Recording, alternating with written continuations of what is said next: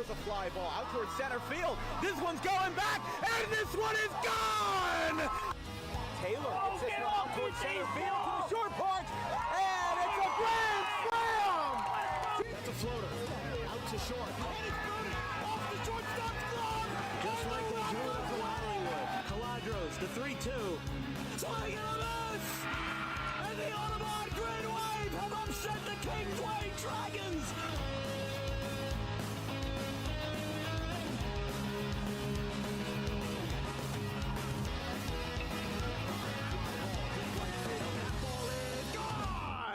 Grant Fournier, two-run shot to right.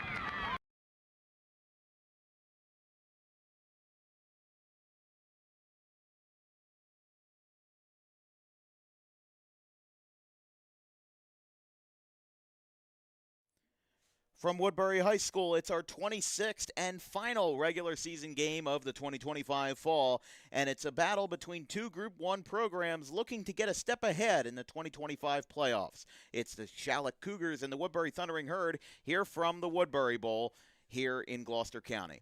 I'm Dan Wilkins. I'm joined by Thomas Gaffney on the call today, as this is going to be an interesting battle between two programs that right now are still, as we said, they're in the top 16 for South Jersey Group 1, so they do have a playoff spot on the ready, but they do want to get a little bit of a better seeding, considering Woodbury was 6th in last year's South Jersey Group 1 seeding. They beat Middlesex in the first round of the playoffs last year. It's not unprecedented, but it will be an uphill battle for both of these teams starting next week. Yeah, and Schalick last season 8-4, and now coming into this season, still a losing record, and they're trying to bounce back and try to get the glory that they had last season. And, hey, there's still a chance that they can make the playoffs. You have tonight and you have today, and potentially you can make a push into the playoffs like you did last season as well. Well, yeah, Schalick, they had Mike Wilson last year, the longtime head coach at Schalick, who then moved over to Clearview.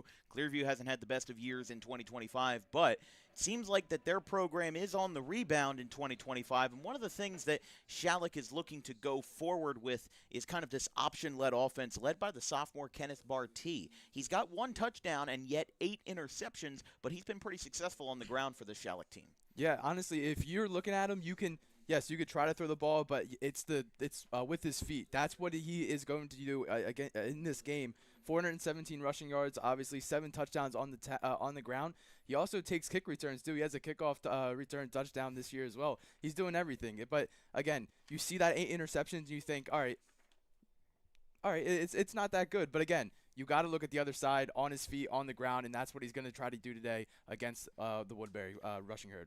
And this was a close game last year, too. Schalick won 27-16 in Schalick. This year, Schalick travels up 295 up to from Salem County to Woodbury. And also, Woodbury's got their fair share of mobility as well. We talked about Nico Jimenez. Of course, for those familiar with our work with Woodbury, this is our 4th home game with them this year.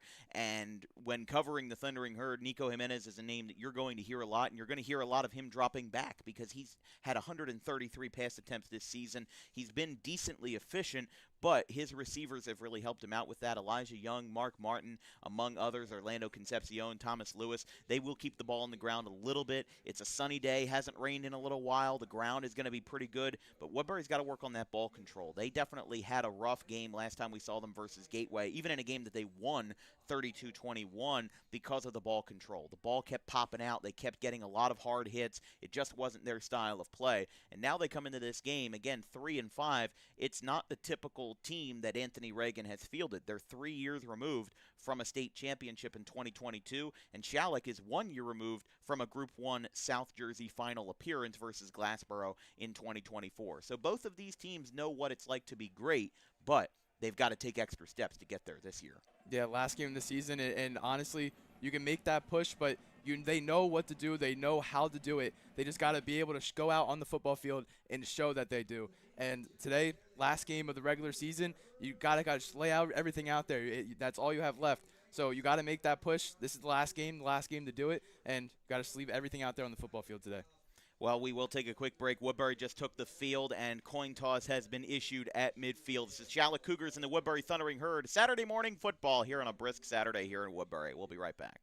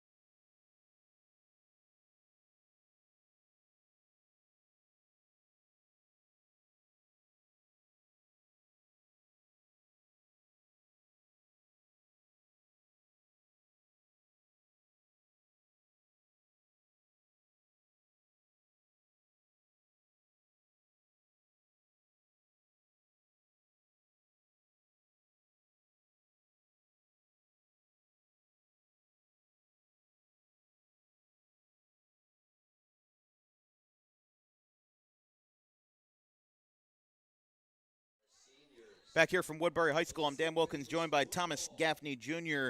Woodbury freshman Charles Brown performed the national anthem as it's going to be a good one tonight. Schalick and Woodbury, I say tonight as we look at blue sunny skies. It's 54 degrees today in Woodbury. Last regular season game for us, last regular season day of competition for everybody except for the non-public schools. The Catholic schools do get an extra week before their playoffs begin with the thinned out field. But Woodbury will kick this one off. Schalick will receive with the first-year head coach Kevin Leamy at the helm. This is going to be a good one for a game that was in Schalick's favor 27-16 last year, as it's the Herd and the Cougars, a battle between Salem and Gloucester counties. This one will be sent away by Elijah Young, rather by Cam Scott, the kicker. And we're underway. High bounce. Kick will be returned by number 22, Aiden Jenkins, the junior. He is stopped at the 25, and that's where the Schalick Cougars start their first drive of the morning. We talked about quarterbacks and how they are going to be mobile today. That is the big thing for the Schalick Cougars and the Woodbury Thundering Herd. Starting off with the QB profile for Schalick, Kenneth Bartee. As well, he comes into this game with 1 touchdown and 8 interceptions, and really a not-so-ideal pass completion rate of 26%. However, he has great feet on the ground at a 200-plus yard rushing game in Week 2 versus Woodstown, and has impressed overall. But if he keeps the ball on the ground, this should be a successful game from the option for Schalick. Has a lot of movement all over the place.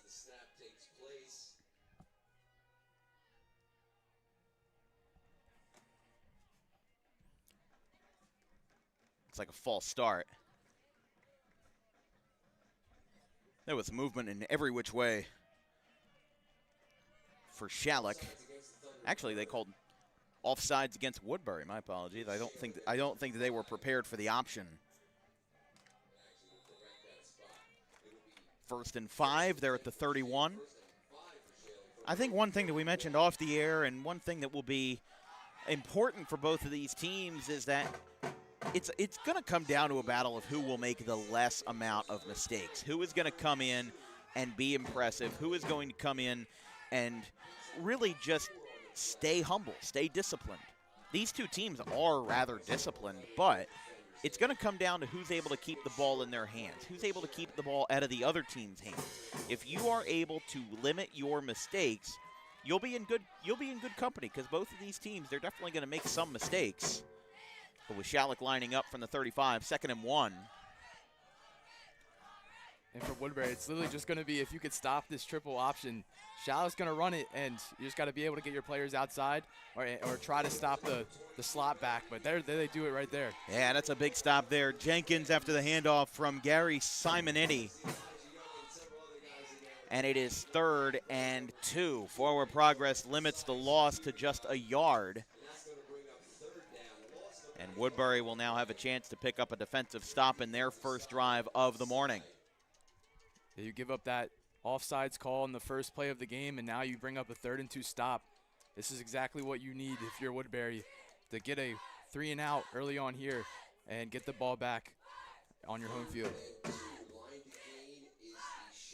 So Kenneth Bartee is not in the game as a quarterback right now. It is Gary Simonetti, the junior, also listed as a strong safety on this Cougars roster. We'll see if Bartee makes an appearance later as a handoff to Jenkins. Looks like he's got enough. Probably a gain of 2 or 3. He's up at the 37. First down, Schalick. That's just a really good, slowly but surely kind of drive right there. They got an offsides on the first play before the first snap. And then after that, the triple option did the rest. Rush for a couple of yards here, rush for a couple of yards here. Nothing too offensive, nothing too crazy. They're just finding a way to get started here this morning. Pitched back. Oh, that was a rough one. That almost got out of his hand, but it stays for David Stewart, who gets tripped up at the 45. Tackle made by Woodbury's number 6, Noel Huertas, rather Nico Jimenez, the quarterback, coming in to make the tackle that time. It is plenty good for a Schalick first down.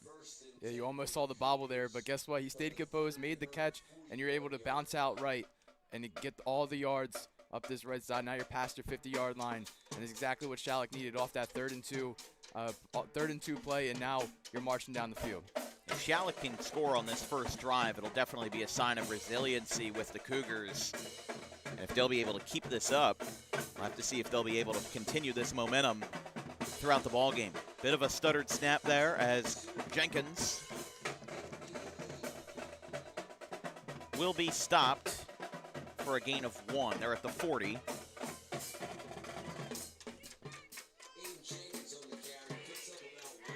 So Jenkins has been big X factor so far in this first drive, taking advantage of that triple option.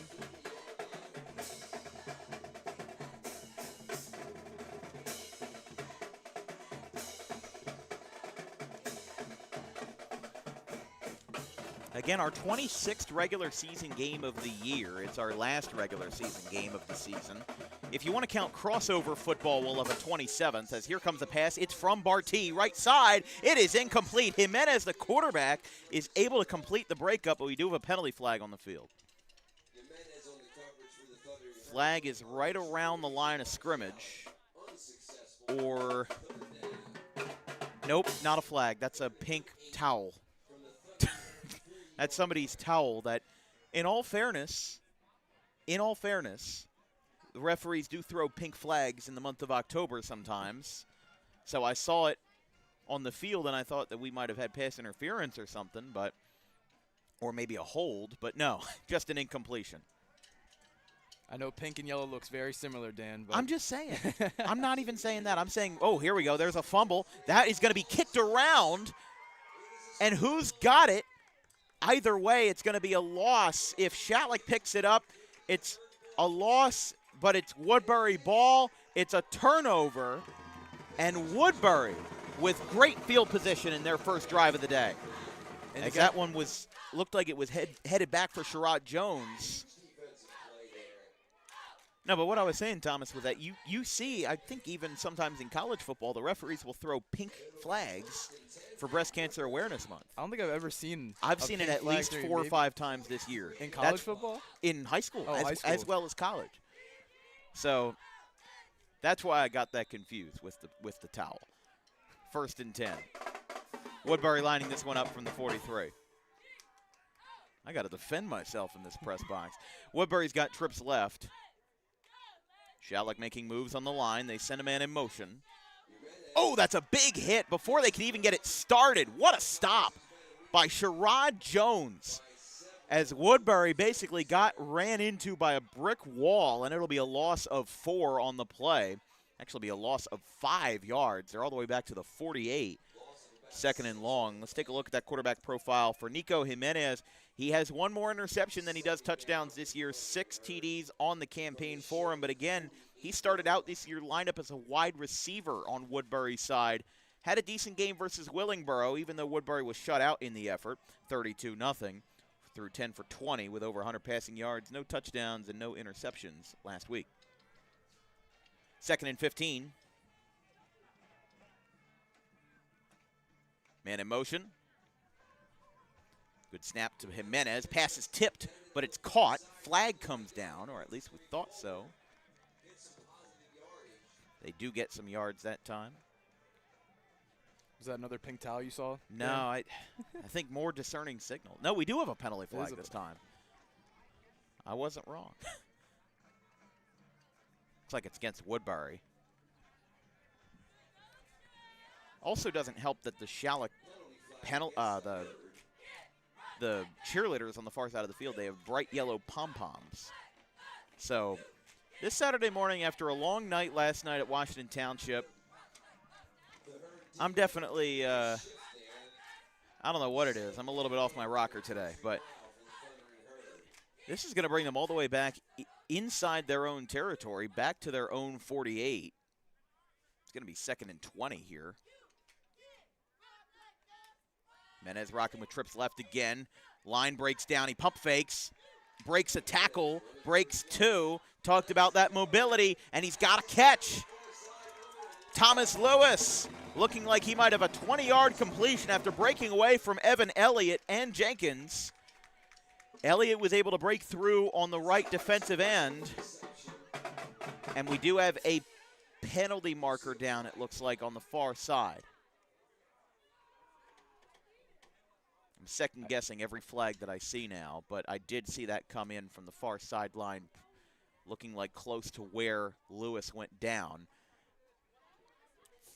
Face mask. Or horse collar, rather. 15-yard penalty. That's going to be big, especially now that Schalick was stopped on that first drive. It looked like that first drive for the Cougars was working really well, where they looked like they were destined for the end zone. And you were facing up 2nd and 20, and now you're first and almost goal here. So just after one play and then a penalty just puts you right back in your own zone and in Schalick's own end zone. 1st and 10. They're in the red zone at the 18-yard line. Here's a high snap, but able to hang on to it. Hand off to Dale Thomas. You can see that it's like a cloud of dust kicking up there. You can see how worn down the grass is. It's basically just turned into a dirt patch right around the red zone.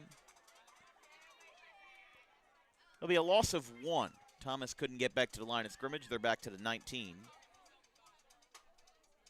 But again, in a game that was right around the middle of the road in terms of scoring last year, Schalick beat Woodbury 27-16 to close out their regular season. We'll see how they can work with it this year at their opposite field, as this is going to be a big loss. 4 Schalick Cougars stepping over Dale Thomas. The stop led by number 70, Aiden Torres. And, man, that was a big stop for Schalick that time. Also in there was Ethan Quiles, number 58. Some huge defensive stops that time for the Schalick Cougars as they hold them to now back-to-back tackles for loss on the rushes by Dale Thomas. Trips left again. Won't be shocked if they go to the air. Wouldn't be surprised if they try to go for Thomas Lewis as well. We've got penalty flags. Schalick tried to force Woodbury offside on a jump, and they do get it. It's a false start. So this drive will go from bad to worse as it's now 3rd and 21. They're now kicked out of the red zone. They're now all the way back at the 30. 3rd down for Woodbury from the Schalick 29-yard line. Under 5 minutes to play in the first quarter here from Woodbury. They go with the same formation. Trips left. Cam Scott closest to us on the near sideline. Schalick with one safety up. Jimenez pump fakes. Now he spins. He turns around. Evan Elliott couldn't get him. Now he fires. It's incomplete. Thomas Lewis was the closest receiver there, and it's incomplete. We do have another penalty flag down. Group 1 football, folks. Penalty flag after penalty flag.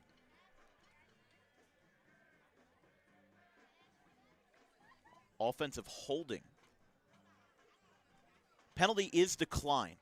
I like that call from Schalick. As soon as I saw that it was a hold, I was thinking, I wonder if they're going to decline this, because if you think about it, 3rd and 31, considering that Woodbury converted on a 3rd and 20 earlier in the drive, I'd rather set them up with 4th and 21 and make it a do-or-die opportunity in this drive. Turnover on down would still give you, okay field position for Schalick in their second drive. Defensive line not holding up there, as this one is going to be a rush. Jimenez takes it out of bounds.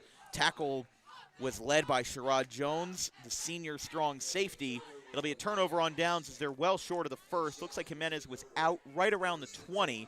So we got something out of it, but certainly not enough. And it's back-to-back turnovers here in the first quarter.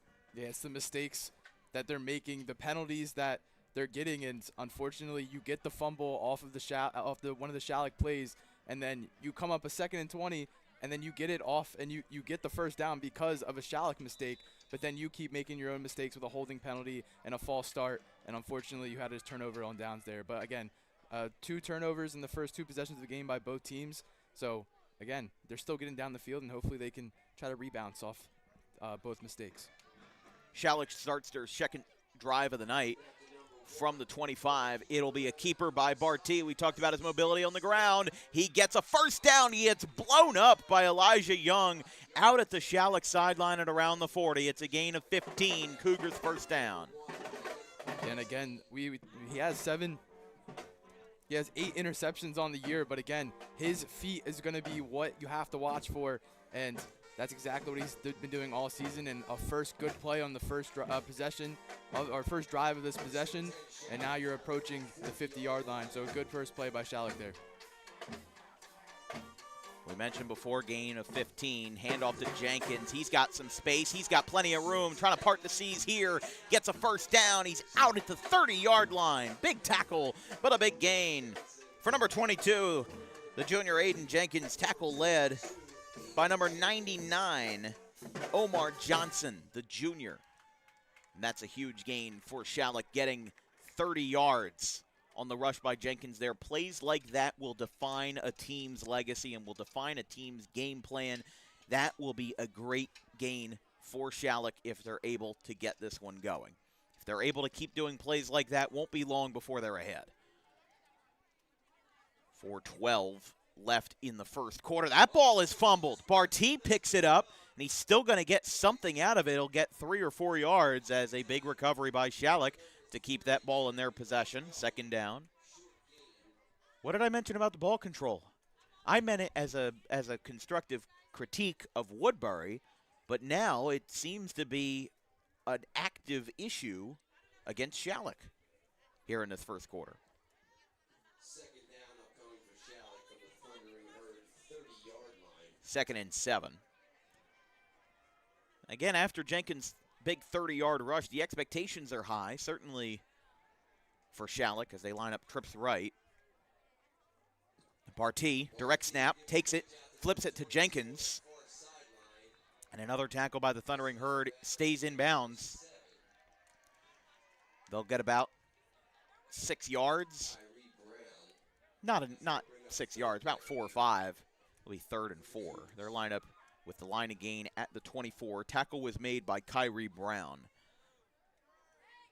If Schalick can get a first down here, I definitely would have confidence in them getting into the end zone before the first quarter is over.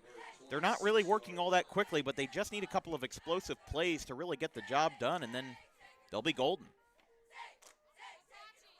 Dropping back, fires a pass. Oh, it's incomplete. Got too much mustard on that one for the pass intended for Robert Daly on the far side of the field. 4th down. Surprised they went and through that one because both of their 2 big plays were on the ground, and now you're coming up 4th and 4,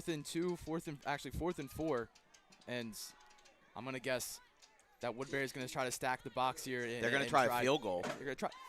They're actually trying a field goal. There you go for the kicker. Well, we talked about Hunter Dragata a little bit. He attempted DWB's second longest field goal in DWB history with a 56-yard attempt. This will be from 36 yards. It's up, away, and good. Field goal, Hunter Dragata. He actually brought that down from, that looked like that was about 45 yards there because he, that would be a 43-yard field goal. We saw a 45-yarder last night with Luke Sheets, and Hunter Dragata he didn't exactly drill it, but it just had enough to get over the uprights, and we've got a 3-0 game. It's very impressive by the kicker to get a 36-yard field goal. And now, again, like you said, 3-0 up. You had 2 explosive plays by Schalick on that drive, and now you go back on defense. And Woodbury looked very strong on offense the first possession for them. But unfortunately, the mistakes that they made kind of halted them from getting into the end zone or getting a score on the board. So Schalick's going to have to watch out. But Woodbury hopefully tries to learn from these mistakes and goes down and try to get a score on this drive. That was just a great sequence of events right there. I definitely like the fact that they tried it because I feel like a lot of teams in that situation wouldn't be that bold, especially the consequences. If he doesn't make that field goal, you give a turnover on downs to Woodbury. It's a gamble. It's a first quarter gamble, and they made it work. It's a more successful gamble than Chauncey Billups and Terry Rozier. 3-0 Schalick. 2:36 left in the first quarter. With the crowd settling in here at Woodbury, at the Woodbury Bowl, one of my favorite places to cover, just because this place, I mean, it's the only press box I can back my car right up to the door and unload the equipment. It's such a great place to be. Again, big thanks to Anthony Browning for having us out, partnering with Woodbury for a 2nd straight year. It only means I'm getting so much more excited for working with Mark DeRogeris and the basketball team this year. I won't unveil any secrets, but I got their non-conference schedule, and it looks packed. I love it. Kind of a weak kick by Dragata there. It'll be returned by Woodbury. Tripping up on the return. Return was made by number 23, that being Josh Sanayu. And it will be first down from the 35. Woodbury's definitely had a bit of an uneventful first drive. Now they enter their second of the day. What do they got to do here to score? I mean, I think, right now you talk about how Woodbury's operating and the fact that they're just not getting enough right now to really make a difference. And as they trail 3-0, we'll see if Jimenez is able to, he's going to double clutch here. Evan Elliott still on his tail, able to break past. Double clutched again, and a big hit. Got pushed out of bounds that time. Love that hit there from Dezion Purnell. It's one of the harder hits that you can get on a quarterback that's still legal. Didn't go head-to-head, didn't lower a shoulder or anything. He just used his brute force, even as a 5'9" defensive back and a linebacker, to get him down.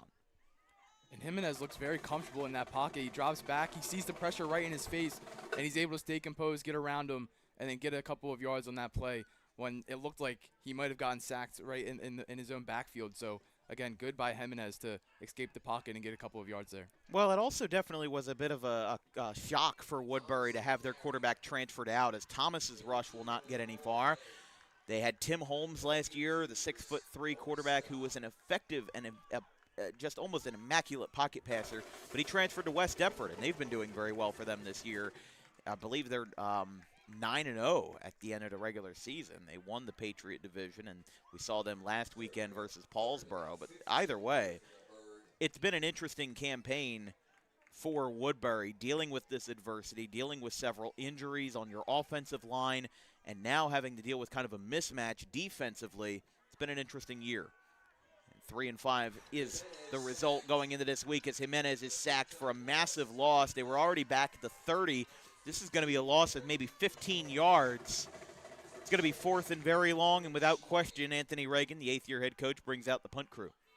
And now if you're Schalick, you push them back even farther. Now off the punt, you can get some good field position here and get a good return to have and be in a position where you could score again.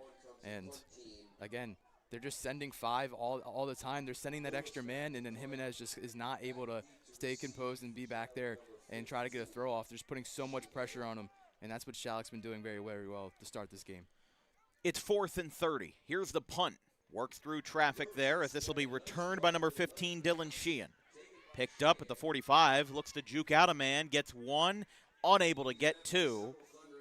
Kyrie Brown finishes him off, and he'll start this drive right around midfield. Stay tuned on Dan Wilkins Broadcasting for midweek football. Yes, you heard that right. We've got our first Wednesday night game of the year. It should be a fun one. It's the Manchester Township Hawks and the the Manchester Township Hawks and the J.P. Stevens. I think they're both the Hawks. Never mind. Yeah, it's the Manchester Township Hawks, the J.P. Stevens Hawks. It's a battle between the Shore Conference and the Big Central Conference. It's two teams that will be looking for both their first win of the year as they have midweek football from Edison Wednesday, October 29th at 7 p.m. Matt Goldman and myself will be on the call for that one. Trying to get some soccer plans figured out for next week. The cutoff is today for men and women's soccer, or for boys and girls soccer in NJSIAA. So we'll figure out where we're going next week. But otherwise, rather light schedule before we get the playoffs. Left side, Barty got the pitch that time. He'll get 12, 13 yards. First down, Schalick. Hunter Dragata, though, only points of the first quarter so far on the 43-yard field goal.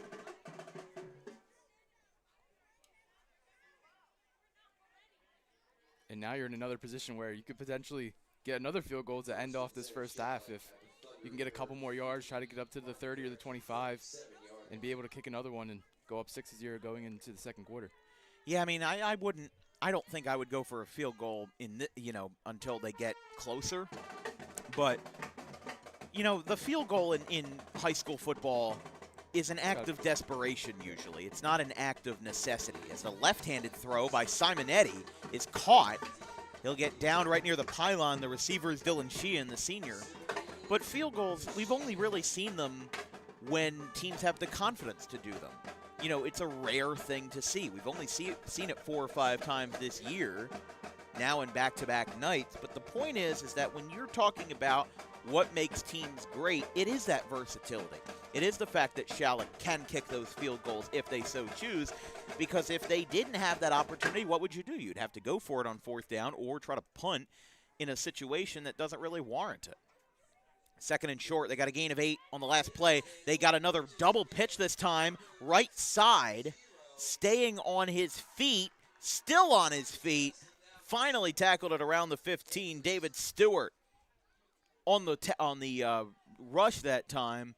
They started at the 29, and now they're going to get a gain of about 16 yards, and that will bring us to the end of the first quarter as we've only got 10 seconds left. But from the Woodbury Bowl, it's a low-scoring affair so far, as it's the Cougars 3 and the Herd 0 here from the Woodbury Bowl. Hunter Dragata with the only score, a 43-yard field goal. We'll be right back.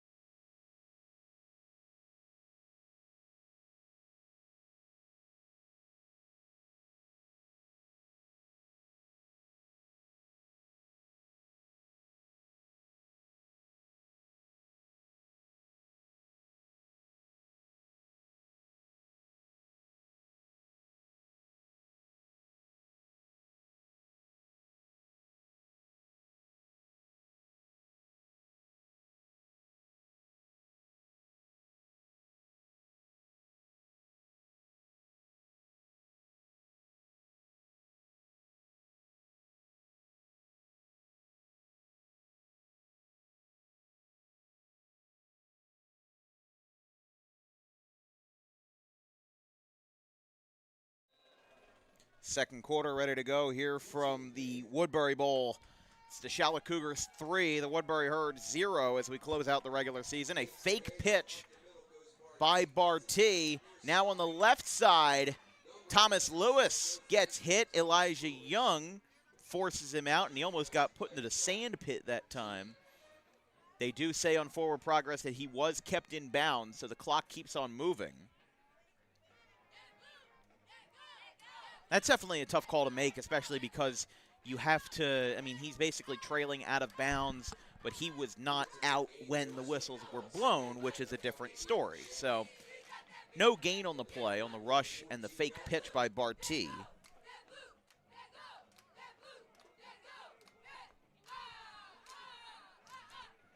Second and 10, they're in the red zone at the 15.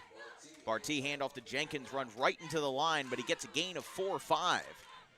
As Jenkins at the bottom of the pile comes up with it. Tackle made by a combination of 52 and 62, Isaiah Sotarian and Ahmad Fairs.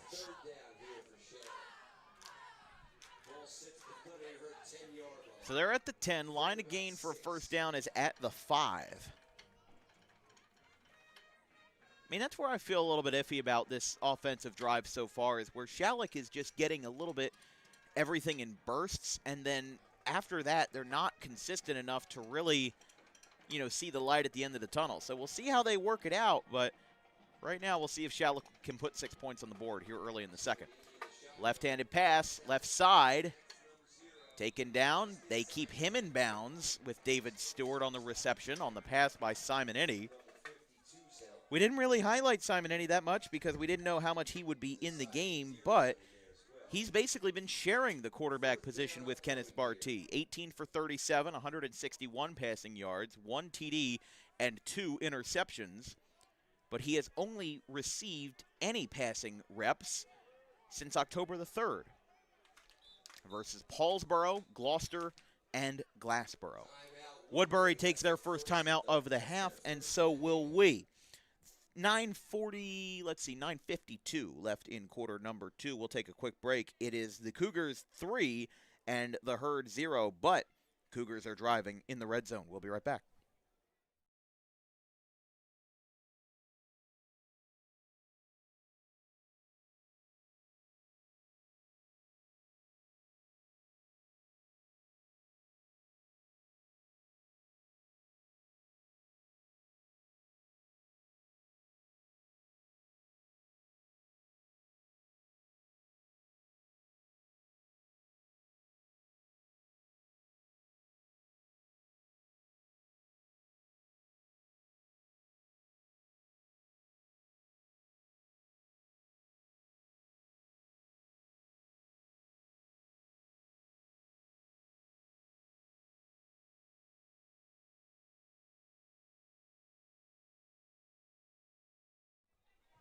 Second quarter here from Woodbury. Schalick 3, Woodbury 0. Herd called their first timeout.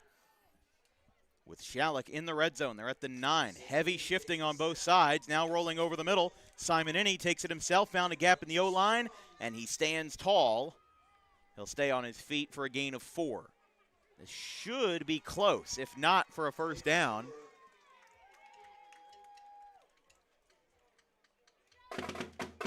They will say it's short. 4th and 1. Wow. Oh, there you go. Turnover on downs. They were able to make the stop. And Woodbury will take over. Not in great field position, but they'll be at around their own 5 as Simon Inney's rush falls short. Must have had the wrong thing up on the scoreboard because I swore it was 3rd down. My apologies. We're all still waking up a little bit this morning here at 11:34. Woodbury first and 10 from their own 5-yard line.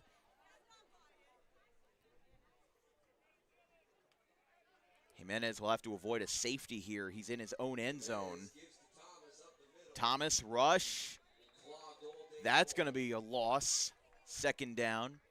And when you're in a situation like this where you're really trapped in your own territory, you have to find a way to get out of this quickly and efficiently. You need to get 10, 15, 20 yards because if you punt in this situation, let's say you have another couple of rushes that don't go, you know, it's not going to be that good because Schalick's going to be able to get a good return out of it and try to get another 6 points on the board.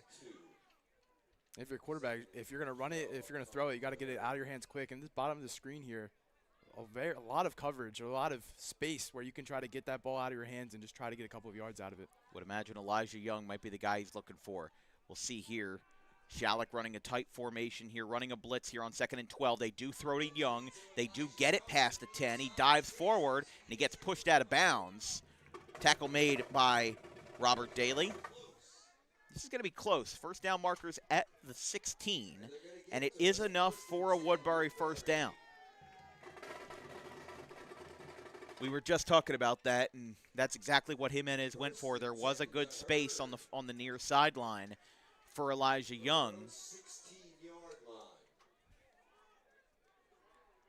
Now Woodbury lines it up with a new set of downs and a little bit of a breath of fresh air, not being trapped by the end zone. Schalick moving around on the defensive line. They now throw it to Young again. He breaks through. A clamp tackle here, and he gets thrown to the ground again by Daly. That should be close, if not enough, for a first down. Got it to around the 27, 28, and it is enough for a Woodbury first down. Back to back. That defender is playing very, very off Young right now. And if he's going to keep playing that soft in coverage like that, Jimenez is going to keep throwing to Young. And he's definitely keeping that. And here he goes. He finally presses up on him a little bit. That's probably a Levi Feeney call, the cornerbacks coach, the defensive backs coach for Schalick. Definitely something where that's going to be a point of concern as now Jimenez, he has some space, high arcing pass, deep, backpedaling, out of bounds. That would have been close if it was in, but we have a penalty marker down. Elijah Young was the intended receiver for the 3rd play in a row. An eligible man downfield on offense. So Woodbury gets tagged with a man downfield. Penalty against the thundering herd for the legal man. Interesting. Downfield. Medfield has declined the penalty. Schalick, excuse me. Correction, Schalick. Need to tell our public address guy for Woodbury, it's Schalick. Named after Arthur P. Schalick. Not named after a town, named after a person. Who is Arthur P. Schalick? It was he was a lifelong resident of Pittsgrove in Salem County, but basically he was a Board of Education member in the county from 1940 to 1980, and Schalick supervised a financial plan during the mid-'70s that enabled the township to build their own high school, and, you know, really was kind of a trailblazer in Salem County for educational progress. It's on 2nd and 10. It's a good thing you mentioned that because I had that at the ready. It's actually under Cumberland County's government website. I'll just read off the quick blurb. A lifelong Pittsgrove resident, Arthur P. Schalick was known as one of the driving forces in the development of the township. A 61-year political veteran, Schalick was named Township Assessor and Registrar in 1919, a post he retained almost until his death at age 89. He also served as Welfare Director and Treasurer for a long period. A Board of Education member from 1940 to 1980, Schalick supervised a financial plan during the mid-'70s. As that pass is caught over the middle, a slant route in heavy traffic, caught by Omar Johnson. That's barely enough for a Woodbury first down. They get it up to the 36 rather.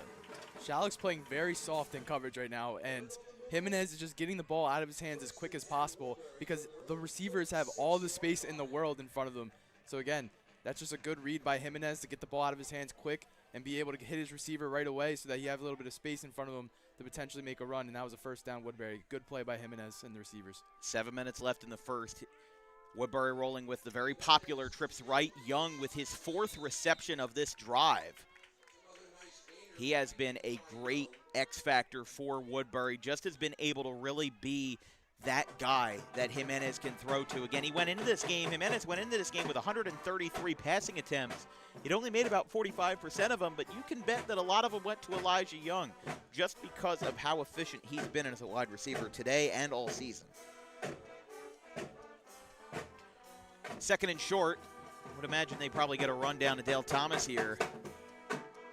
They do pitch it to Thomas, but he's wrapped up.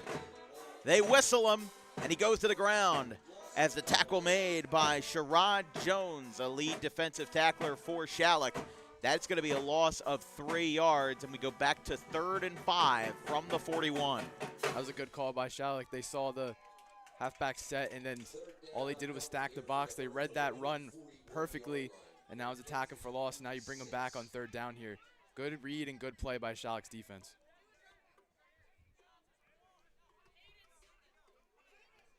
3rd and 5.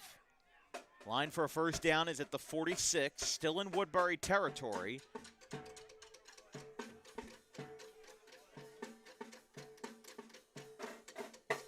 Dropping back, Jimenez in trouble.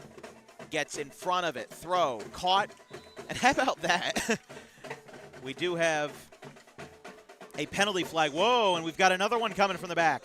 Dale Thomas and Evan Elliott seem to have some chirpiness. Referee saw it. How about that for a nonchalant catch by Elijah Young, though? Literally just caught it. Schalick gets hit with, oh, wow, that's not going to be offsetting. Evan Elliott's going to get called for unsportsmanlike, and it will not be offsetting. That's going to be a 15-yard penalty. Again, I didn't see anything between Thomas and Elliott, but I think that it was just the referee saw it. They saw a little bit of jawing back and forth. That was a little bit too much, and they called it against Schalick.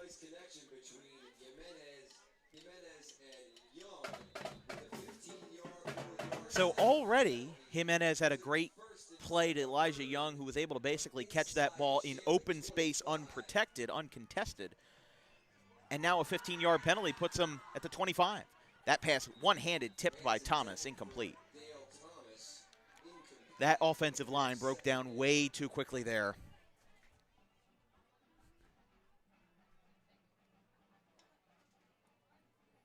And Thomas was unable to get anything going.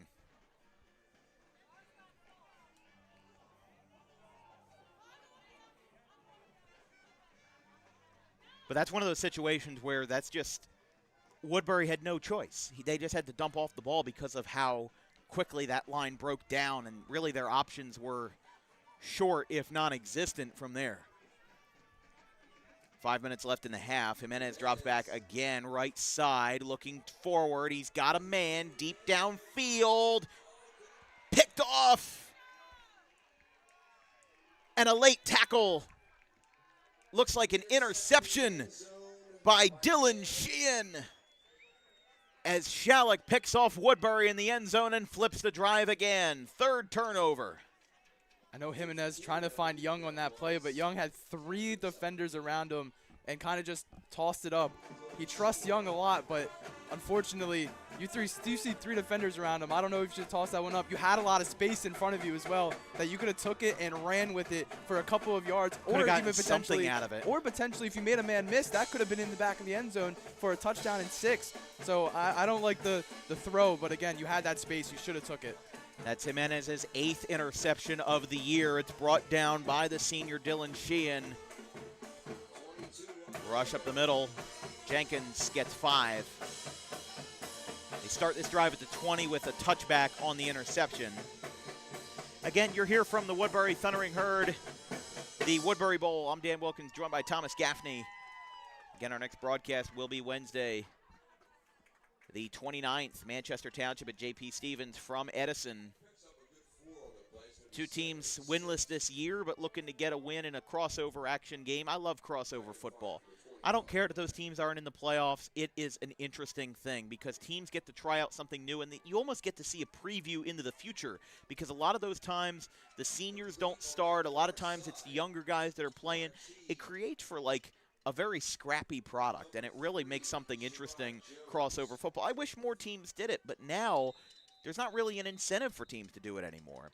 We do have an official timeout. There is a Schalick player down on the far side of the field. We'll stay here. It is a first down for Schalick with 4:09 left in the second quarter. But, yeah, I mean, I wish more teams did it, but really the only teams that have an incentive to do it for multiple weeks are teams that are still playing in Thanksgiving. And even then, there's not that many left. There's only about 10 to 15 games remaining. There's only about 7 or 8 remaining in South Jersey. I mean, think about it. The Woodbury Gateway game that we did back in October 3rd, that was originally a Thanksgiving game. Starting in 1978, we covered the last Thanksgiving tilt between those 2 teams in 2023, and then it moved to a non-divisional mid-season matchup. But I understand why some teams don't want to play on Thanksgiving anymore. I mean, Thomas, you went to Deptford. Who was there? Did they have a Thanksgiving rival at all when you were there? They did not, but I think the one year we played West Deptford, and it was only a one-off thing. So it was interesting, but we didn't have like a official Thanksgiving Day game. But we did. I think my freshman year, we had West Deptford versus Deptford, and it was on Thanksgiving morning. Yeah, I'm just trying to think because the ones that are around still are the ones that we're covering. Audubon, Haddon Township, Pittman, Clayton, Gloucester Catholic is still the thing. Collingswood tried to revive it with Bishop Eustace earlier. They were unable to do so as that rush by Barty gets a couple more yards on first down. And then there's some down in North Jersey that are there. Phillipsburg versus Easton in Pennsylvania. They cross state lines for that one. Steinert and Hamilton West. They're great rivalries. Camden and Camden East Side. Holy Spirit and Atlantic City. But the only teams that have incentive to play tune-up games going into Thanksgiving are the teams that play Thanksgiving games. And now that there's less and less of them, there's no Sentiments in Delran anymore. There's no Gateway Woodbury. There's no, I'm trying to think of the other ones. I think Williamstown, Washington Township was another one, one of the other ones. Or Kingsway Clearview was another big Thanksgiving game. Those games are all gone, and now the rivalries still exist, but the logistics of it, as now time is called, Schalick calls a timeout there first of the half.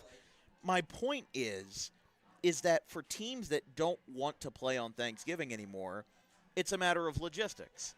If you use one of those mid-season non-division matchups against a rival, you don't have to play for an extra month. If your season ends in the first week of November, that's another 3 weeks that those players don't have to be there. So you're probably saving money that way. You're probably saving resources that way. Those players aren't as tired when they get to Thanksgiving. But I think that sometimes small-town pride should outweigh that. I mean, there's these teams that still come together. And, you know, when I go to Pittman-Clayton, when I saw that game 2 years ago, there was so much intermingling between the fans, between two communities 10 to 15 minutes apart, that it almost felt like a family reunion. I would always go to the Audubon-Haddon Township Thanksgiving games, and there would be so much between those two. It was such a scrappy rivalry. It's so good, and I'm afraid that those rivalries will continue to dwindle from Thanksgiving games as we go forward. But I kind of understand both sides of the story. 2nd and 7. This is a deep pass, right side. It is picked off. That's the 9th interception that Barty has thrown this year, and now he's got some space. He's going to work backwards. He's got some room. Now he's assessing his situation. Oh, man, that's a bad decision. He got dragged down at the foot. Wow. Interception by one quarterback to another. Nico Jimenez comes down with it, but he definitely tried to make that one into a highlight reel play as he kept going backwards and backwards and backwards until he couldn't get back any further, and he was down at the 35-yard line, which is where Woodbury starts this drive. They very well could have had a 10 or 15-yard advantage if Jimenez had not walked that far back. Woodbury looks good on defense especially, but on offense they've also looked good, but it's unfortunately mistakes have just halted their possessions and drives. So again, you have 3 minutes, 38 seconds left in this second quarter, in this first half. You got to go down and get something and try to limit the mistakes. You're only down by 3, and you've got 3.5 minutes to play in the half. Schalick looking to jump the line. Here's Jimenez. He's in trouble, rolls out to the left side. It's a flag. There was a flag right behind the quarterback. The intended receiver was Cam Scott. Diving in for that one was Aiden Torres, the 6-foot, 230-pound lineman. There's a flag down. Looks like we have a hold against Woodbury. We're going to have a hold against Woodbury here.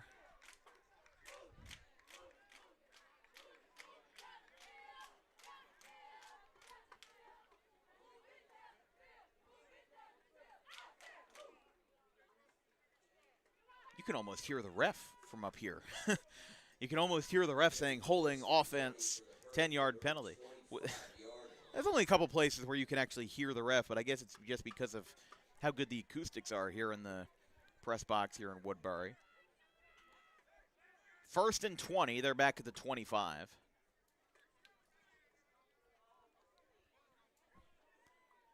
.331 left in the quarter, rather in the half as well. Schalick backing up, 2 safeties deep. Jimenez dumps it off to Lewis. It's passed, hands to the face. He gets taken out of bounds, and a flag comes in late from the far side. Woodbury thinks it's against Schalick. I'm sure Schalick thinks it's against Woodbury.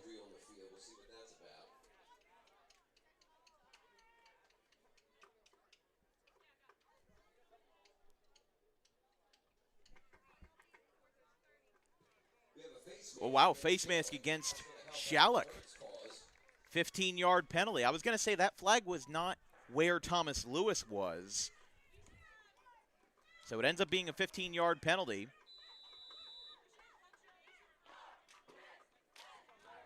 They're going to line this up. Again, I think it's 15 from the spot of the foul, so it must have been pretty far back. It's going to be 1st and about 13 as the pass is caught by Del Thomas. He gets taken down at the line of scrimmage. So what I think that was is that it was 1st and 20 there, and then again, it's a 15-yard penalty from the spot of the foul. So I'm thinking in that situation that it must have been pretty far back near the quarterback and not where Thomas Lewis was, because Jimenez did have to drop pretty far back. From their own 32-yard line.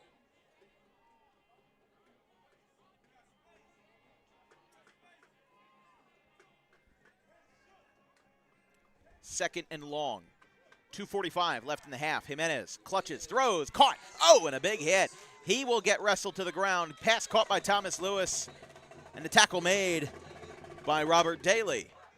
That'll get him within 5 yards of a first. Line of gain is at the 45. They're now at the 40 And now this is turning into a very brief 2-minute drill for Woodbury, as both of their last drives, Woodbury's last drive ended with an interception, Schalick's last drive ended with an interception. Now, what did I say in the open? It's going to be coming down to who makes the least amount of mistakes. Time called. Woodbury burns their second timeout. Will take a timeout as well. 2:07 left in quarter number 2. It's the Cougars 3 and the Herd 0.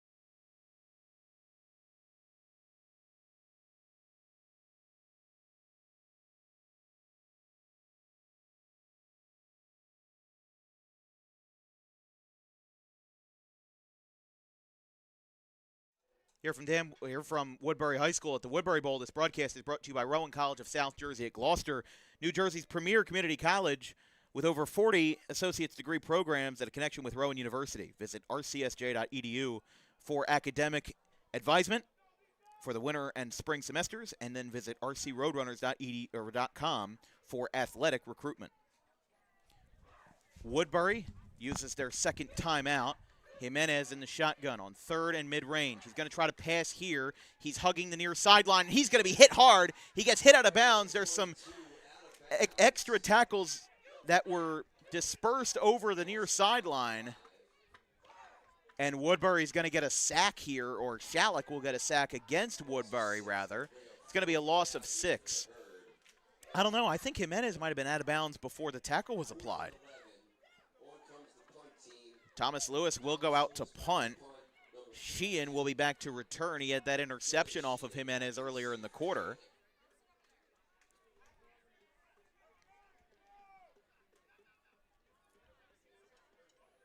Fourth and 11. You can hear the snapper from all the way up here. Here's Lewis. Lets it away. This is going to be a great lineup by Sheehan. Doesn't let it bounce. Caught it in the air.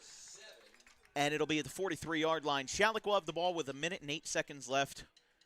Thomas, what do you think Woodbury should have done in that drive differently?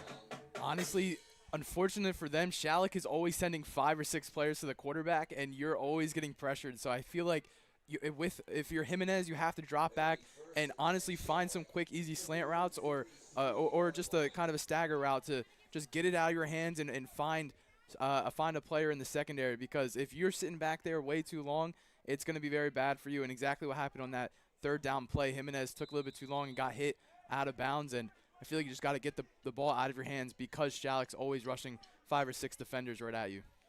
We'll see if Schalick will be able to capitalize after an interception ended Woodbury's drive, an interception ended Schalick's drive, and now a punt.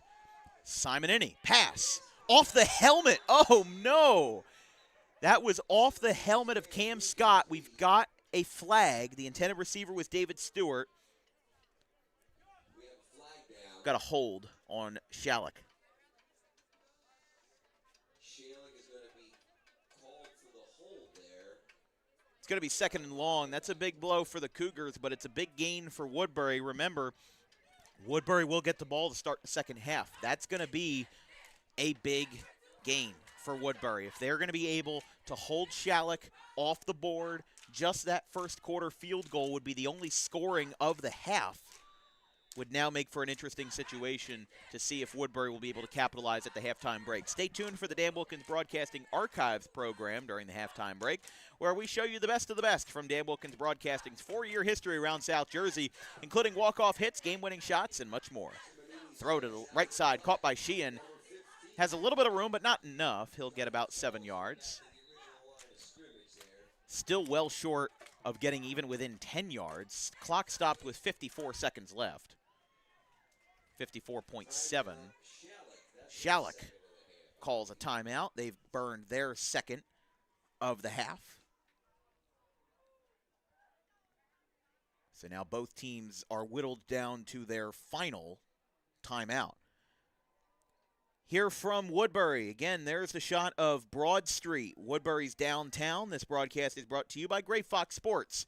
Premier sports photography right in your backyard. Visit grayfoxsports.net for more information and for booking, and visit Gray Fox Sports on Instagram. Such a diverse downtown in Woodbury. You know, we've worked with them for 2 years now. This is my 9th time in this press box, more than pretty much any other press box in South Jersey for football. And we love working with Anthony Browning. We love working with Woodbury. So happy to have this opportunity to partner with Woodbury High School and Woodbury City Public Schools to get these games covered, because Woodbury is such a fantastic small town. It's a town on the rise, a great downtown as well. None of the restaurants in downtown are partners of DWB, as that pass is incomplete. Going to be a question of whether or not there was a receiver in the vicinity that time, as Simon Inney definitely flaked off a pass that time. Woodbury wants an intentional grounding call.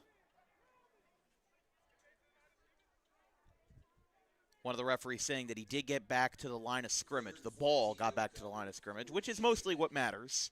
It also matters if there's a receiver in the vicinity, and whether or not Woodbury believes that or not is another question. But 3rd and 14.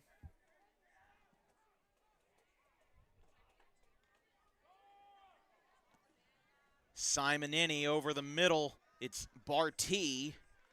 Actually going to be a really good gain here of about 10-ish yards. 10, 11, 12 yards. They get past midfield, but they're running out of time. They've only got one timeout. They've got 30 seconds left. 4th down. Schalick not using their timeout. They keep the offense on the field. Simon Inney, handoff. Going to be short. It gets stopped. The time is called as Woodbury will get a turnover on downs. They were well short of a first, as Aiden Jenkins was unable to get even close to a first down that time. And with 15 seconds left, looks like we're going to go into the halftime break 3-0. So Woodbury, wouldn't be surprised if they try to take a knee here, or, I mean, it would be bold to try to get a Hail Mary shot at the end of the first half, down by 3. But with them having the ball to start the second half, I wouldn't be surprised if they keep a low level here in Woodbury. Down by 3 points, a low-scoring affair, a tight trips right. Actually, 4 receivers out to the right. All of them are a go. Jimenez lets it fly right side. Too much off the hands of Jace Volivar. And now 8.7 seconds remain, but now, you know, the cat's out of the bag a little bit. They know that Woodbury is going to try to go for it all here to end the first half. 2nd and 10, lined up at the 50 after Schalick's turnover on downs. 5 turnovers total, 2 interceptions, 2 turnovers on downs, and a fumble recovery. Reminding me of West Deptford and Paulsboro from last Saturday. That game had 11 combined turnovers and a 14-0 win for West Deptford. Dropping back, Jimenez, he'll have one more play.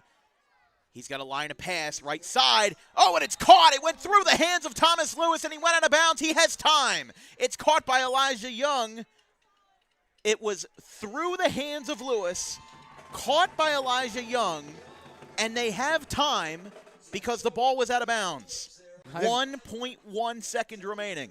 I have never seen anything like that. You see the ball go right through his hands, and then he It might have right even there. been tipped. Yeah, it just went right through, and thankfully it did go through his hands so that he was able to catch it and get out of bounds. But that was just a great play, and now you're in territory to potentially get one more chance at the end zone. Woodbury calls their last time out, and man, what a time saver. If that ball gets tipped any higher in the air, you run out of time. You've got 1.1 seconds left. Let's take a look at this real quick.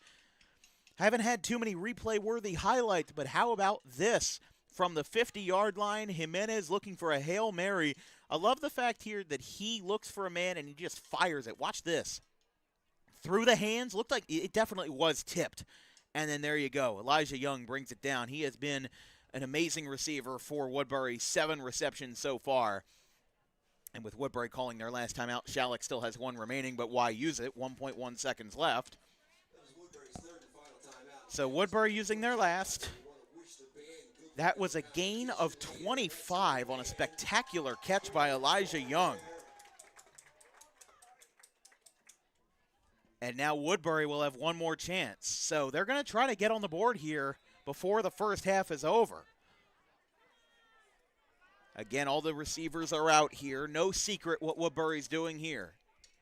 1.1 seconds left. Only time for 1 play and a flag. It is an offside against Schalick. That's another big gain. That's 5 yards, and it's first and 5. They're at the red zone. They're at the 20. This is doable. You can make a 20-yard touchdown pass. Woodbury does not really have a designated kicker. They have not made a field goal this year. Closest one to that will be Mark Martin, dropping back. They're out of time, but they're going to try to let it fly. Jimenez, deep. Ball pops out, incomplete. So close for Elijah Young. He was so close to making a highlight reel for the ages, as it was a valiant effort, but Woodbury will be shut out at the end of the first half. Wow, what a close call. As we go to the halftime break, it's the Cougars 3 and the Herd 0, a low-scoring affair here in Gloucester County, as the Cougars, with a first-quarter field goal by Hunter Dragata, that's the only scoring so far. We'll take about a 15-minute break. We've got our commercial break and then the halftime archives program, and then we'll be right back here. Dan Wilkins and Thomas Gaffney here from Woodbury. We'll be right back.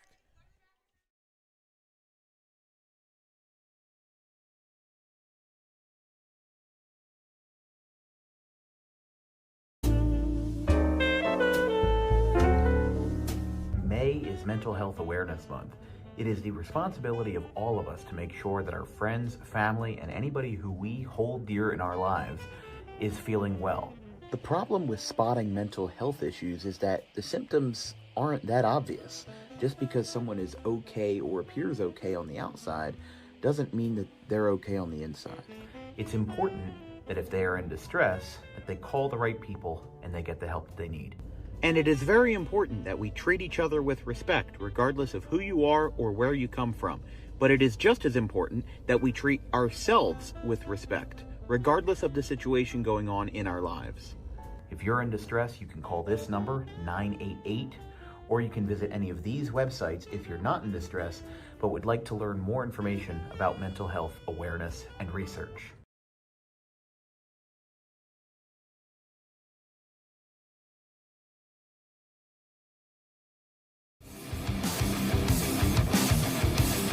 Book Dog Pro Wrestling for your next event or outing for the greatest action that New Jersey Pro Wrestling has to offer. Any place, any time, any setting, Dog Pro Wrestling will bring the action to you, and you won't want to miss it for moments like this.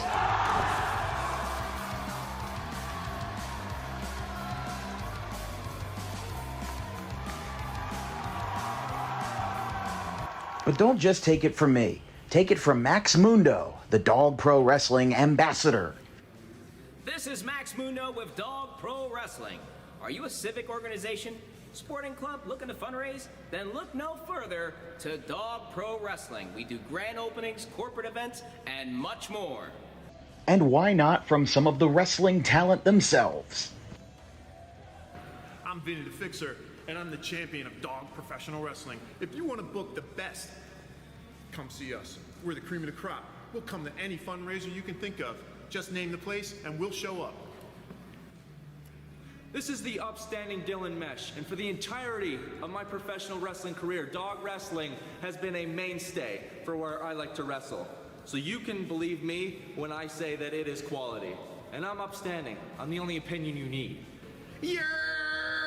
It's your boy Gabriel Hodder here with my man Matthew Oman, and if you want your events to be all fight, no flight, then book Dog Wrestling so you can witness true primal fear. Woo!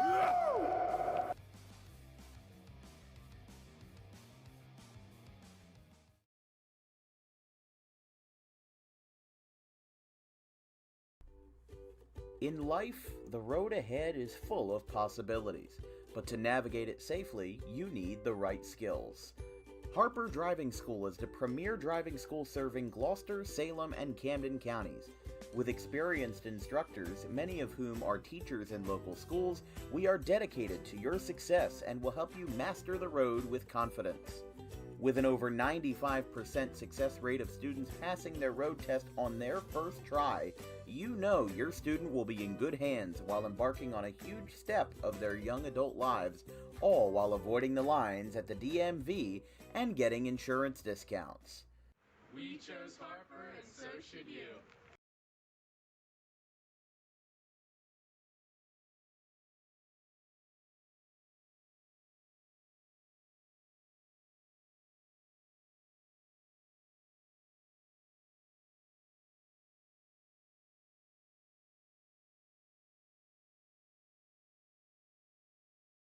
Jersey is the number 2 seed. As we said, they beat Manville 19-0 in the first round, which was even larger than Audubon's 16-0 win over Paulsboro as the 1 seed in the first round. That one's hit out towards center field straight away. Oh, she misjudged it. Got over her head in center field. Now this one's got a chance to be 3 bases for Spire. She's flying around third. Here comes the throw to the plate. It is not in time. What a way to kick off a semifinal with an inside the park home run. Emma Spire, who will take her talents to the Great Danes after 2026, lights up the scoreboard with a fly ball that got misjudged in center field.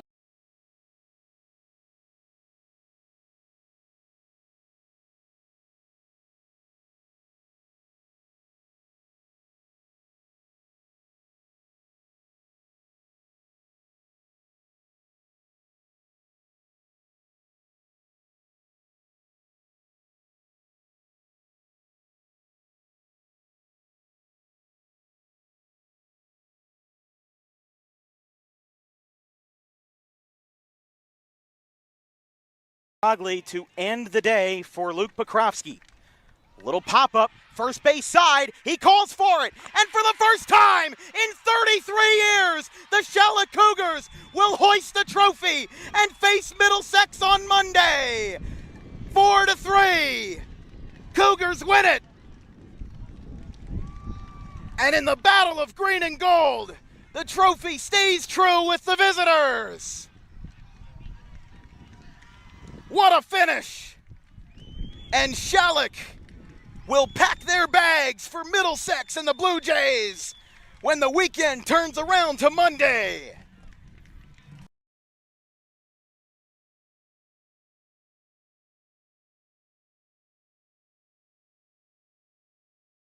To end the day.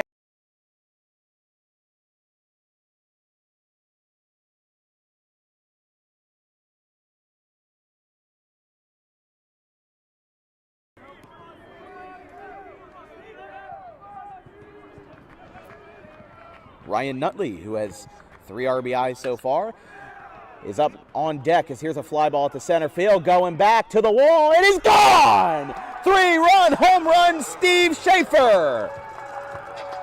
He rockets one out, and it's 9-2.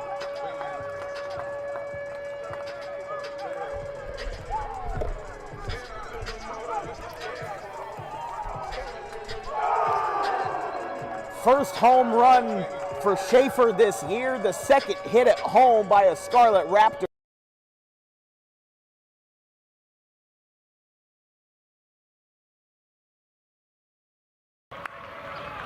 1-0 Red Bank.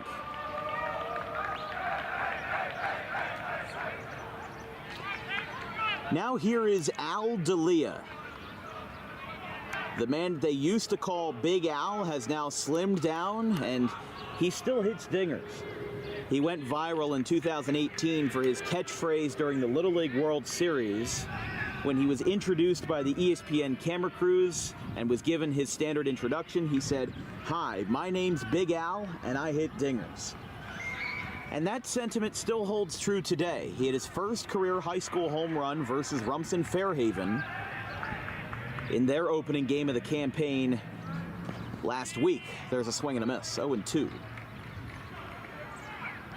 But D'Elia, kind of a folk hero for baseball players who just want to hit the ball far and have fun while doing it.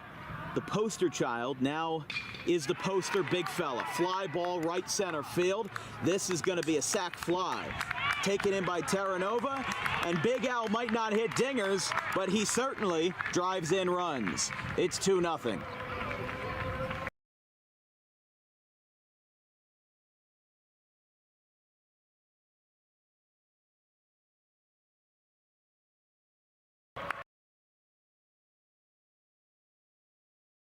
They were able to get out unscathed in the third, but now the fourth isn't looking so kind. There's a high drive, deep center, way back, and it is out of here! John Perosi, 3-run home run! He's left the building to dead center! And John Perosi's blown this game wide open! Have yourself a celebration, Johnny! Will lead it off for the Senators. Chase Rollins, the player manager for CHP, gets it started with a ball upstairs, and we are underway in game one. 1-0.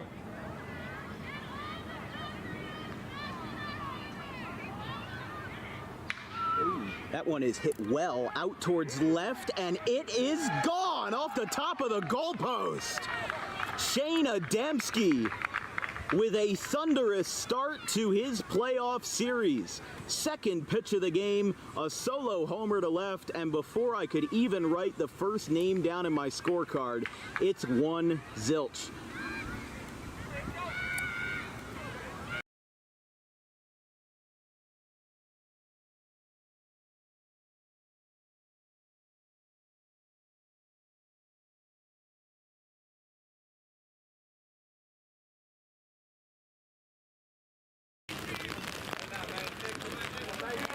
Excuse me, Goldberg is a shortstop tonight, but he had a 400 average in 2023 as a junior.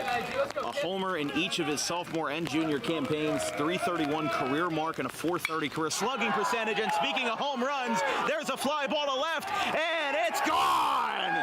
Devin Goldberg answers on opening day with a first pitch rocket to left, and it's 1-0 Bridgewater. We were just talking about the long ball, and he stomps on the plate, mobbed at home, and Goldberg, the leadoff man, with a swing of gold. It's 1-0.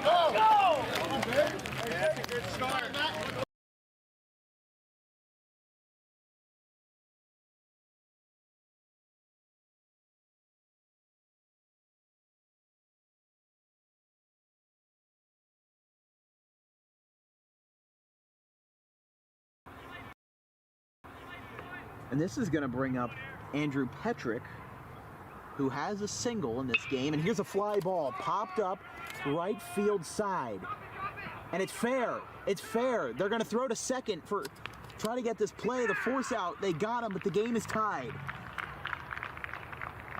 How about it for Woodstown? They complete the comeback to make it 8-8.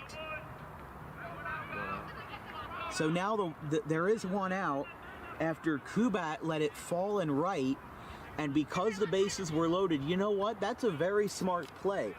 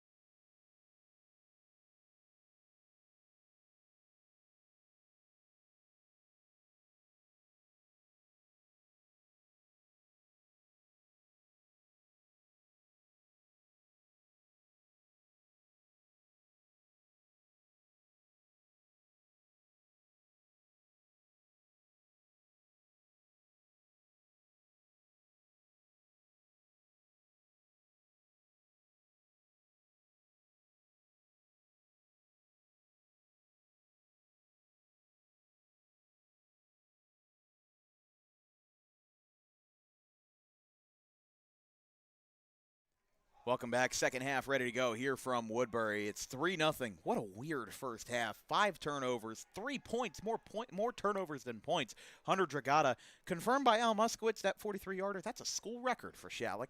43-yard field goal was the only scoring of the first half. But again, a lot of mistakes. 5 combined turnovers between the Cougars and the Herd, and it's a 3-0 game at the halftime break. It is. It looks like this game should have had a lot more scoring, but the turnovers, like you said, is the reason why that it's only 3-0. But I fully expect in this second half, both these teams know that they have the offensive capability to go down the field, get into the end zone, or get down into goal line territory and be able to score. But Woodbury looked very, very good, but unfortunately, the one interception by Jimenez unfortunately halted their drive, and then that last second drive where they almost found Young in the end zone with the clock expiring. Again, two drives that they wish they can get back and try it again, but unfortunately still have 0 points on the board, and Schalick's lone points, a field goal, like you said. Woodbury will have the ball to start the second half. We'll take a quick break, and then we've got 24 more minutes of WJFL Diamond Division football as, well, this game has been a diamond in the rough so far. 5 combined turnovers and just 3 points on the board. It's Schalick 3, Woodbury 0. We'll be back after this.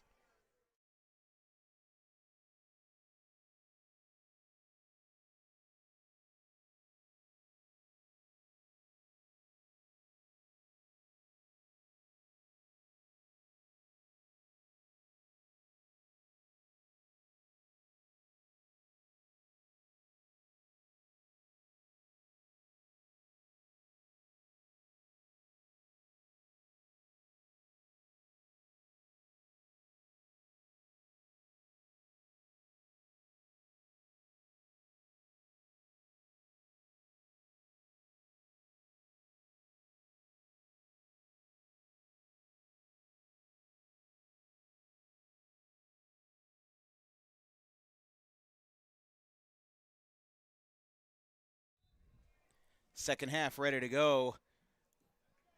Woodbury will receive to open the second half. And here we go. Hunter Dragata, right side, rather left side. It will be returned. Looks like Jimenez came in on the return there. He's going to get trapped all the way in the dirt patch at the 15. Woodbury will have 1st and 10, but definitely not the kickoff return that they would have envisioned to start their first drive of the second half, where they will look for their first points of the game. Want to see if Schalick comes out soft like they've been doing the last couple of drives and see if they still rush the quarterback with 5 or 6 players to try to get Jimenez under a lot of pressure. Let's see if the game plan changes or stays the same in the first half. 1st and 10. And again, Schalick leaving Elijah Young with a little bit of space on the defensive side. I've been surprised by how much they've left Young, not necessarily open, but they've left him with space if Jimenez catches and releases really quickly. Line collapses, cuts out to the left side, lets him miss, caught by Mark Martin. He'll step out of bounds. He had a lot of space, but it looks like he stepped out of bounds at around the 30-yard line. It's a first down for Woodbury. Can't imagine how much more they would have gotten if Martin did not step out. Would have been a huge breakaway for them. But the Cougars get a little bit of grace with that play being waved dead. And Schalick still rushing an extra defender, but Jimenez stayed composed, rolled out, and was just made a great throw down the field to his receiver. Yeah, but unfortunately steps out of bounds, but still a first down for the Woodbury rushing herd. 1st and 10 from the 27-yard line.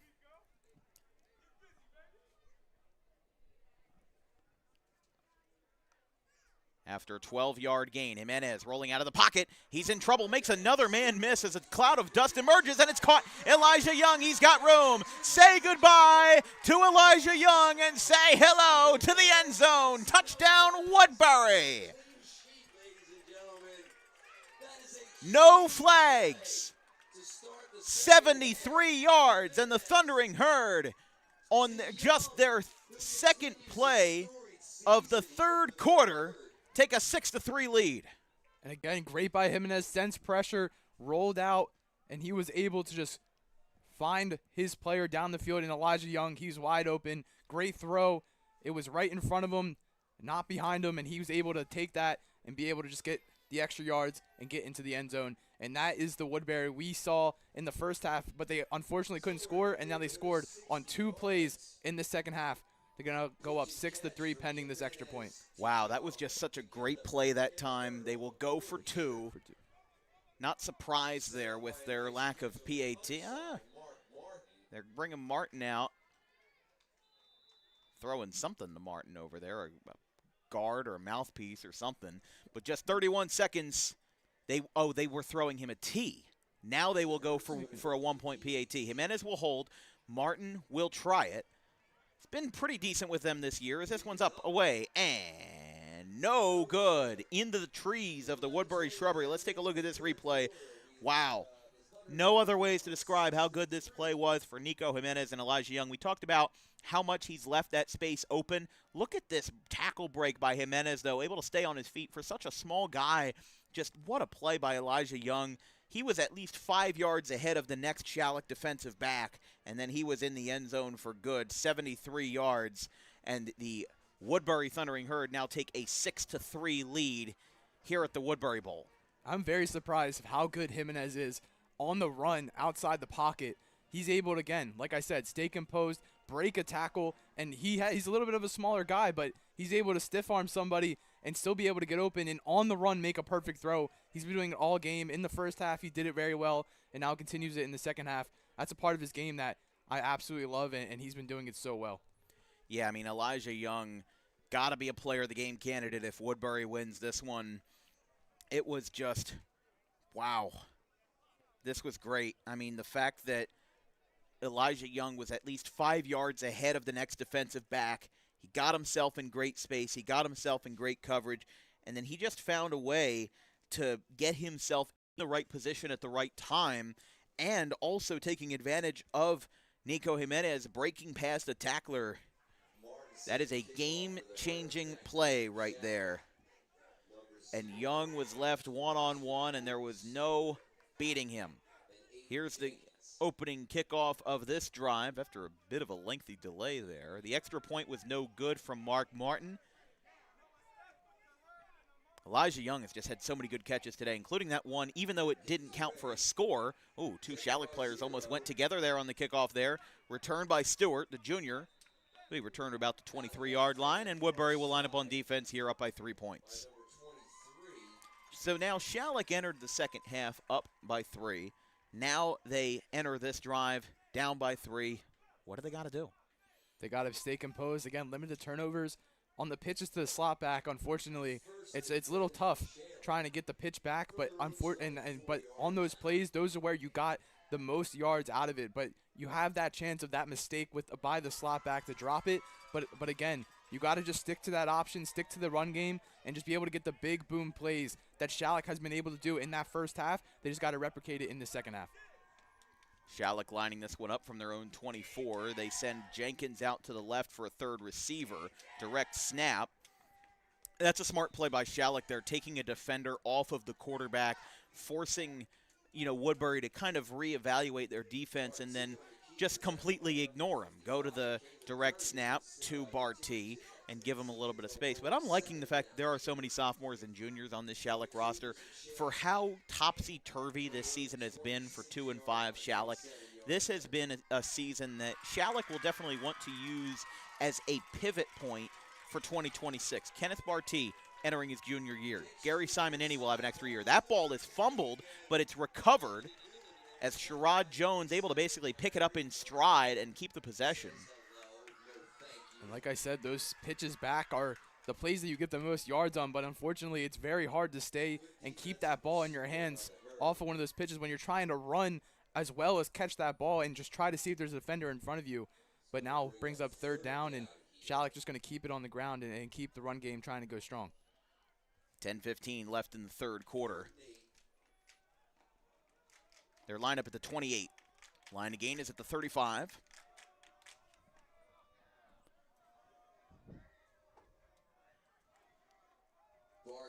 Barty. Oh, he's got it. He's still in motion. Still working through. He's got 3 tacklers gone. How about this for Kenneth Barty, the sophomore? Cuts to the right. He's still on his feet. Still, somehow, finally brought down at the 27-yard line. A 50-yard rush. Kenneth Barty, the sophomore. There is a man down and a flag down. This might be coming back. I mean, there were about 20 different opportunities for holding. We'll see if they caught one of them. I don't know. Barty was eventually corralled by Lewis. Lewis eventually made the tackle, but not before a fantastic gain. Looks like this one's coming back in some capacity.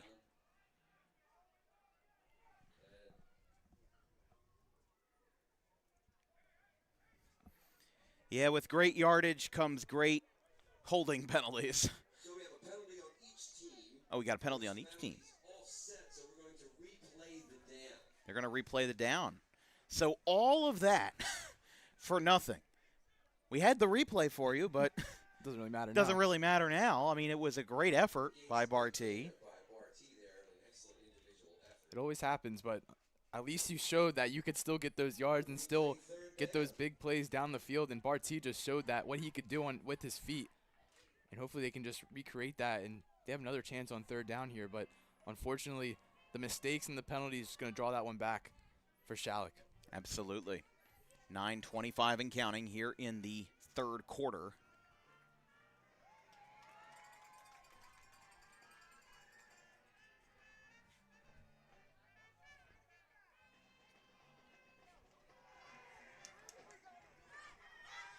Schalick's band is playing the Family Guy theme song over in the far bleachers.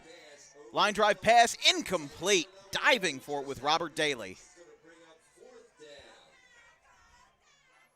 Barty had Daly in the middle of the field, just unfortunately couldn't make the pass in front of him, and now 4th down comes up and the punt team is going out in the field, and unfortunately because of that penalty, it forces a 3-and-out for Schalick, and now you have to go back on defense to try to stop the Thundering Herd after that big play by Elijah Young, and the Thundering Herd look really good coming out of the second half, so unfortunately you're going to have to try to stop them, but it's going to be very hard, especially with Jimenez and Young playing very, very well in this game.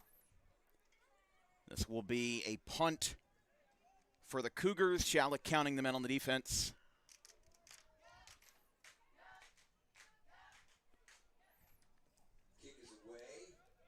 One's out of bounds at the 50. So Woodbury will take over.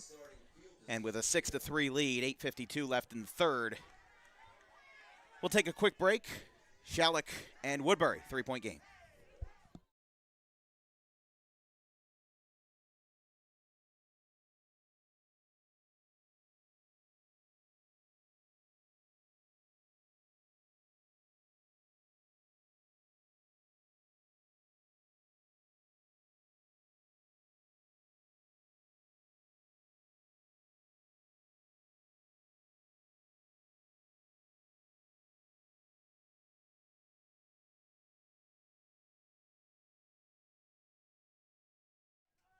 Welcome back to DW Broadcasting. Dan went to use the bathroom, so I'm taking over play-by-play for just a little bit. Jimenez is going to drop back, roll out. He has a lot of space. He's still going to take it. He has a lot of space in front of him. He's going to go out of bounds around the 43-yard line. There is a flag down, though. But Jimenez, again, able to use his feet, roll out, but there's a holding penalty, and it's going to be called back for a retry of 1st down and bringing it back 10 more yards on that play.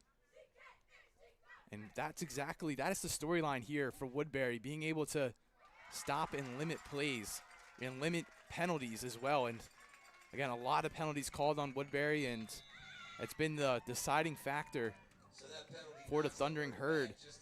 And now you're going to bring that one back 10 more yards, and now you're bringing up 1st and 20.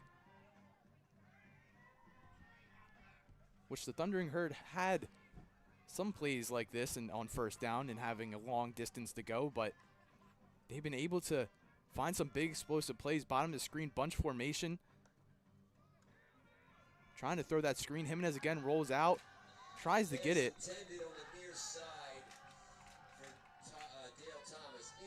Pass was to Dale Thomas, but fortunately it was incomplete, and now it brings up 2nd and 20 for the Thundering Herd.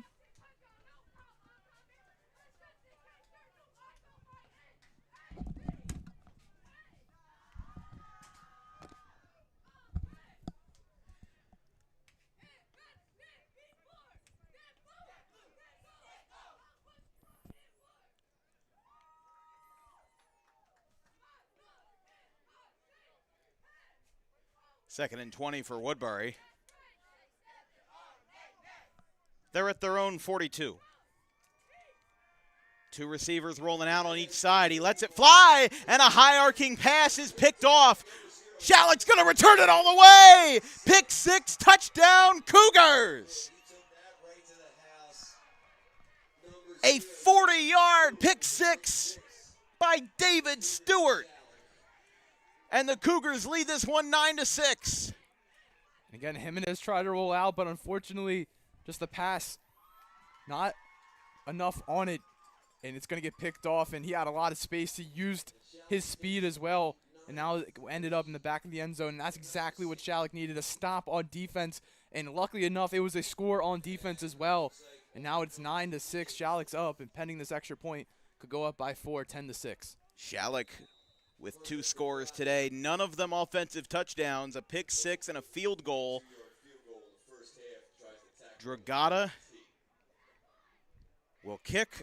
Jace Bolivar will hold. It's up away, and that one looks wide. No, it's good. It does get through. My eyes were deceiving me, but how about this replay?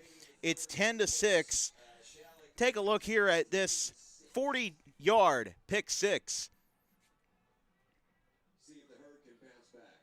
I mean, just he let that one fly so high in the air, and then he was gone from there. Really nothing else that you could do. And that was the touchdown that gave the Cougars a 10-6 lead. We'll stay right here. 8:08 left in the third. 8:28 rather left in the third. It is Schalick 10 and Woodbury 6. I'm Dan Wilkins, joined by Thomas Gaffney this morning/afternoon here from the Woodbury Bowl.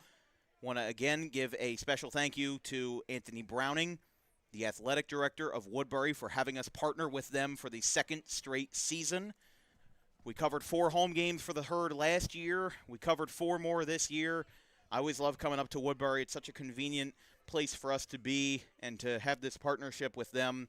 Hopefully we can continue this partnership into 2026 because this is one of my favorite places to go for South Jersey football. And again, with such a rich history in Group 1 football is such a different product. You know, last night we had Group 5 versus Group 3, Timber Creek versus Washington Township. Those big schools, what I notice about the big schools is that there is a lot less of a community feeling because everybody's coming from different towns. You know, maybe some of them grew up together, but certainly not all of them. Schalick, Upper Pittsgrove, and Elmer, those guys know everybody. They know each other. You know, if you walk into a coffee shop on a Monday morning, every single person from the cashier to the customers, you're going to know who they are. Jimenez is going to have the return. He gets wrestled hard. That one's a big tackle by Dylan Sheehan, getting ready for his WWE career as he takes a big hit. And that will be out to the 20-yard line on the return by Jimenez. That's just great by Sheehan. He sees the man Jimenez right in front of him, and he just wraps him up. And like you said, Dan, WWE career looks like in the looks for Sheehan right there. He made a good, I think, a suplex. Well, I mean, on you're a WWE guy, so that was a very good suplex. Looked like Brock Lesnar out there, taking him to Suplex City. There you go. Can't do any Stone Cold Steve Austin celebrations at a high school game, though. Could do a stunner on the field. Well, I mean, just banging the cans together. You can get some soda. Yeah, that's true. Just get 2 cans of Coke and put apple juice in them. That one's going to be another big tackle. He is inbounds on the tackle made by Robert Daly, rushed by Dale Thomas, as it's now 10-6 Schalick. Midway through the third quarter here in Woodbury.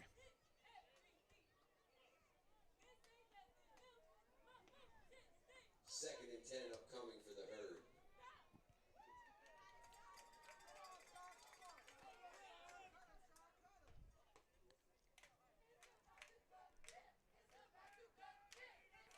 2nd and 10. Woodbury at their own 20.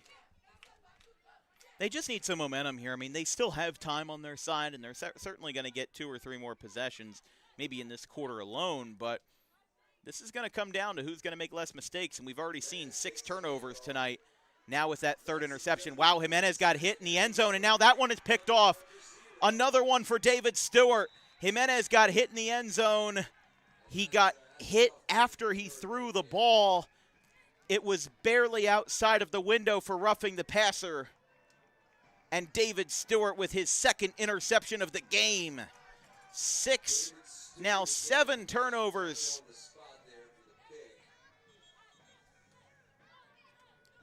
Woodbury player just went down. Thomas Lewis. Wow.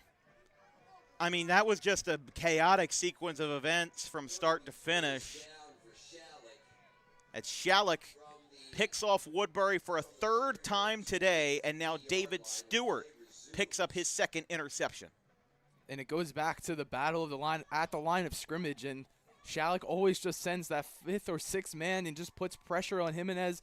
And the last 2 times, Jimenez just got a little bit flustered back there trying to roll out, and he just threw up a prayer pass trying to see if one of his players downfield can catch it. And both times it landed in a Schalick's defender's hand by the same guy, David Stewart. And now he has 3 interceptions on the season, 2 in this game. And Schalick looks strong on defense, but they got to replicate it on offense. No offensive scores so far in this game for them, and hopefully they can go down. And now they're in some prime territory to try to put some more points on the board and get some first points on offense. Again, Schalick with 10 points today, a field goal, and a 45-yard pick 6. No offensive – I mean, you can count the field goal, but I'm talking about a direct quarterback-involved play in which the 2 QBs, Barty and Simonini, have not been involved. Here comes a big tackle from Caleb Curry at the line of scrimmage, 2nd down. Defensive effort there by the Herd, led by Caleb Curry. It's going to bring up 2nd and 10. By the way, an out-of-town score from Salem County, courtesy of our friend Al Muskowitz. Salem leads Pennsgrove 7-6 in the 2nd quarter. Now the officials call another timeout, another official timeout. The athletic trainer for Woodbury is coming out. I think they're talking with Caleb Curry, who is on his feet. But we already have a final score from today as well. Maple Shade beat Florence 7-6, so a very low-scoring affair. That was a 10 a.m. kickoff. And then Matt Cosentino is at Kip Cooper. Kip Cooper leads Bishop Eustis 16-0 with 2 minutes left in the 2nd quarter. When we have more of a lull, we'll go over, first of all, playoff implications for this game, because that is important for where these teams are going to fall in South and Central Jersey Group 1. A little bit of a, oh, there we go, pump fake on the snap. It's caught by Stewart. He's going to get out of bounds inside the 15.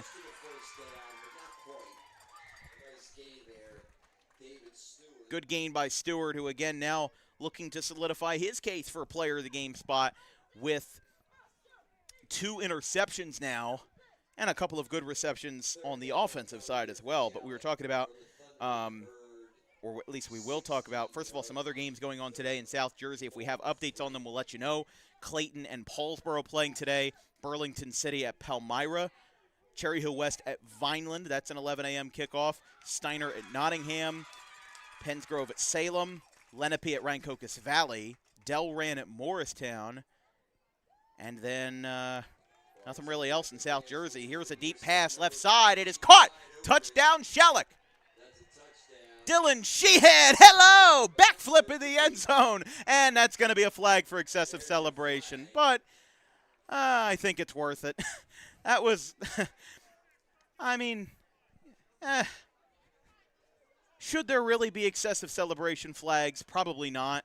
But, I mean, he did it right in front of the referees. I don't know if he really cared. Yeah, we see it in the NFL. You see it in college football, and you see it in high school football as well. So I mean, I couldn't do that. It's awesome. That's something you should do. You're having a great. I mean, these are kids. Are we really going to say that they shouldn't be allowed to be happy? It wasn't. An excessive celebration should be putting it in the other team's face. You know, getting physical, getting personal, you know, getting chippy with the other team after you score. He was being celebratory for his own cause. We've got whistles. Schalick's coach coming out.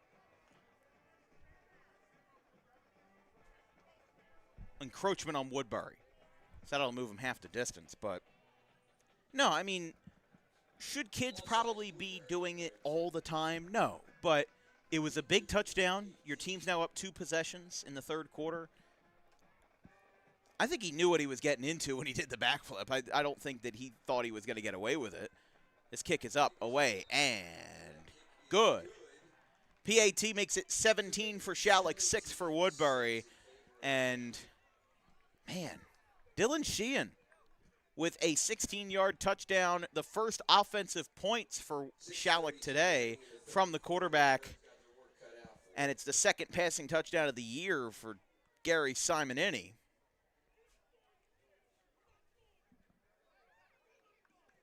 And it's now an 11-point game in favor of Schalick. But a great way to close off an interception drive for Schalick. They get the pick. Third time Jimenez has been picked off today, and now they make it a really quick job and now give Woodbury about 6.5 minutes in the third quarter to get some points on the board. Yeah, and you're capitalizing off the mistakes from Woodbury. Off the 2 interceptions, you score off of one of a pick 6, and then you score off the other one with that touchdown from Sheehan. And I wonder what Kevin Leamy said in the locker room, saying, hey, you're up 3-0 in this game, but you're making a couple of mistakes, and you got to capitalize off those mistakes that Woodbury has been making, and you got to limit your own mistakes as well. And that's exactly what Schalick did coming out in this second half, and now they're up 17-6, and now Woodbury has some things to do on offense. And again, it comes down to limiting those mistakes and limiting those turnovers and trying to get some points back on the board. You still have a lot of time left. You have 6.5 minutes in this third quarter, and you have the whole fourth quarter as well. So the game still isn't put out of reach for Woodbury yet. Well, and I'll tell you, this 15-yard kickoff penalty will knock them back to the 25. Should solicit a good return by Woodbury. And if they don't, then that's Woodbury's fault, definitely, for not having an adequate return when you're knocked back 15 yards. Dragata's got a boot, though. If he could really put a charge into one, he could make this one feel like a normal kickoff. That's a line drive. It'll be caught. Oh, it hits Thomas right in the face.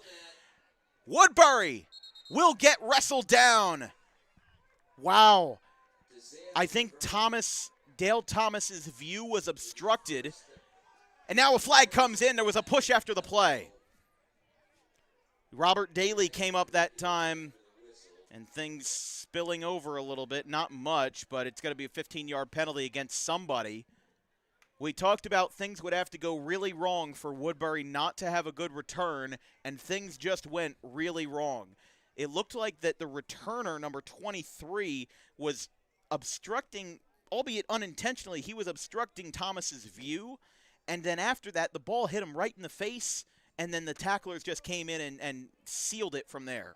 I think it got deflected a little bit by 23 as well, and then the trajectory wasn't there. You just really didn't have it. It hits off his helmet. Woodbury. And then there's another mistake by Woodbury. It will be like offsetting penalties, though. There must have been just some jarring after the play. That's basically how it was. So thankfully it was offsetting, so you get the ball where it's initially supposed to be played. But a little bit of announcer's jinx there. Dan, exactly. You say I am guilty of it, yes. Should be a good return, but unfortunately for Woodbury, you're still going to take it up on your own 35. But, again, with how far it could have been better. Could have been better with how far back off that 15-yard penalty from Schalick. Should have been a little bit better return, but now you started in your own end, but still not a bad return for them. You still start off in the 35, but again, could have been better, like you said. 1st and 10. Side judge trying to give a little consolation to Anthony Reagan, who I'm sure is not thrilled about the penalty calls. Schalick lining up with 2 safeties deep. Woodbury now down by 11 points after they trailed at the half by 3, but a 73-yard touchdown by Elijah Young has been Woodbury's only offensive output today. They hand it off to Lewis. He's going to throw. Lewis will throw. It's deep, and it's going to be. He's out of bounds. He is out of bounds. They're going after it again. Now another flag comes in. Mark Martin and Robert Daly, again, there was no physical contact there. They just looked at each other, maybe gestured at each other, but it was enough to draw a flag, and the referees will have to decide where the referees will have to decide who the instigator was, or they have unsportsmanlike against both teams.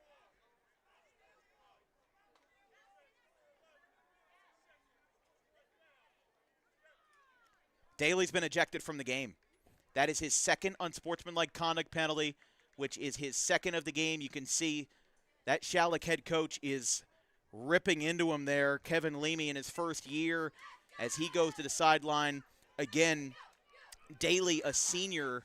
Schalick will probably make the playoffs either way. Looks like they might have a date with Pennsville, looking at how the brackets are shaping out. But that still is unfortunate because now he's ejected from his last regular season game midway through the third quarter. And that's a big blow against Schalick because that is going to be a key receiver and defensive back that they are now going to miss for the rest of the game because he's been disqualified. Schalick looking to jump the line. They send Young in motion right to left. 1st and 10 from the 50 after the 15-yard unsportsmanlike. Throw to Johnson, gets hit as he throws, and a big stop by Gary Simonini. The junior quarterback, Omar Johnson, is down, but he's able to get up. And this game could definitely boil over pretty quickly here between two teams that played it close last year, 27-16. And that's going to bring up second down. It's a nice play by Simonini there. So Schalick now holding Woodbury to just 1 yard. And it's now 2nd and 9 with Woodbury crossing midfield at the 49. But again, 2 unsportsmanlike penalties is an ejection. I think it might just be 2 personal fouls in general, whether it's like a face mask or whatnot, but still. Oh, Schalick jump there.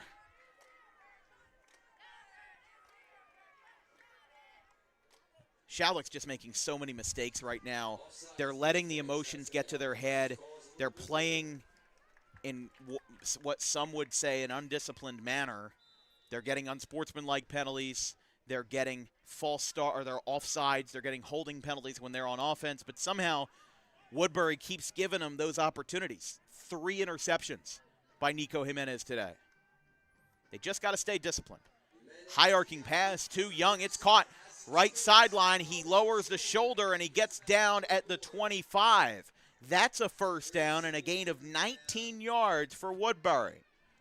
And that's what you have to do. Get it into your main playmaker's hands. Elijah Young, good by Jimenez to get it out very, very quickly because Schalick's just going to keep rushing their defenders right to him, and he's going to get some pressure.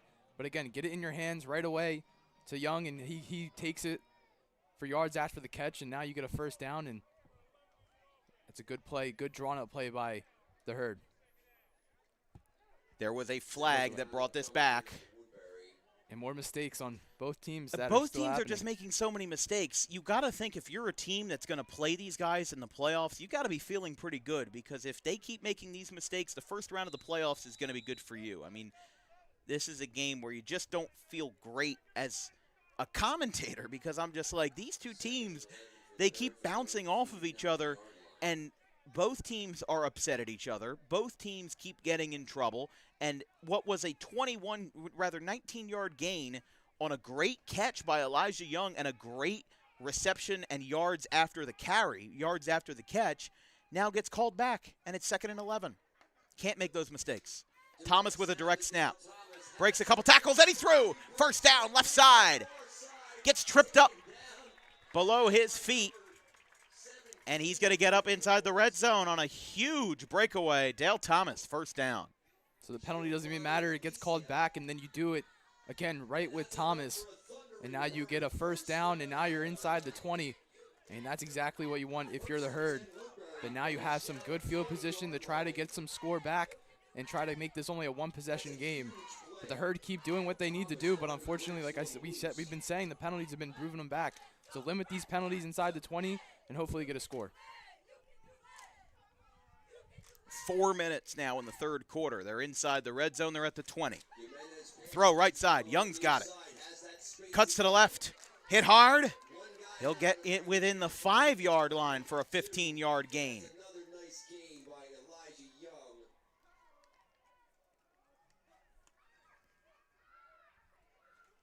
And that should be first and goal for the Herd. They drop the sticks.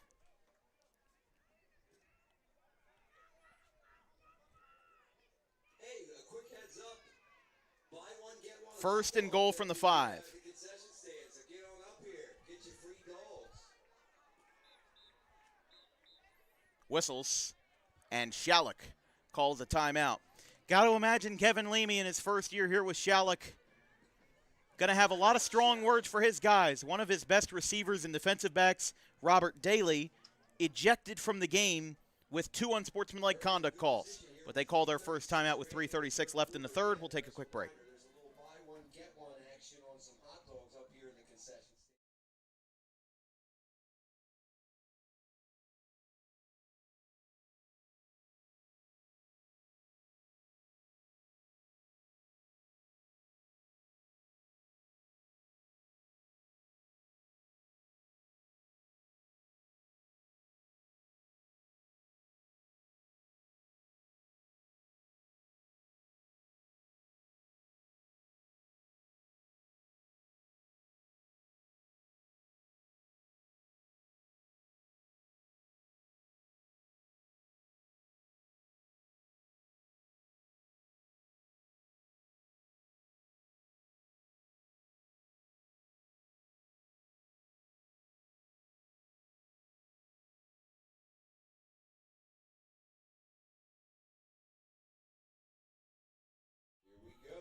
Schalick calls their first time out of the half with 3.5 minutes left. Jimenez, he stumbles. He's in trouble. Ripped by the jersey. And he's brought down by, no pun intended, a herd of Cougars. And after they were at the 4-yard line, a sack, major loss of 15 yards. There may be going to be a loss of 11 here. Maybe overestimating a little bit. Still going to be second and goal from far out, with Woodbury needing a touchdown here late in the third. Bounces all the way back to about the 15-yard line. First and goal, second and goal from the 15.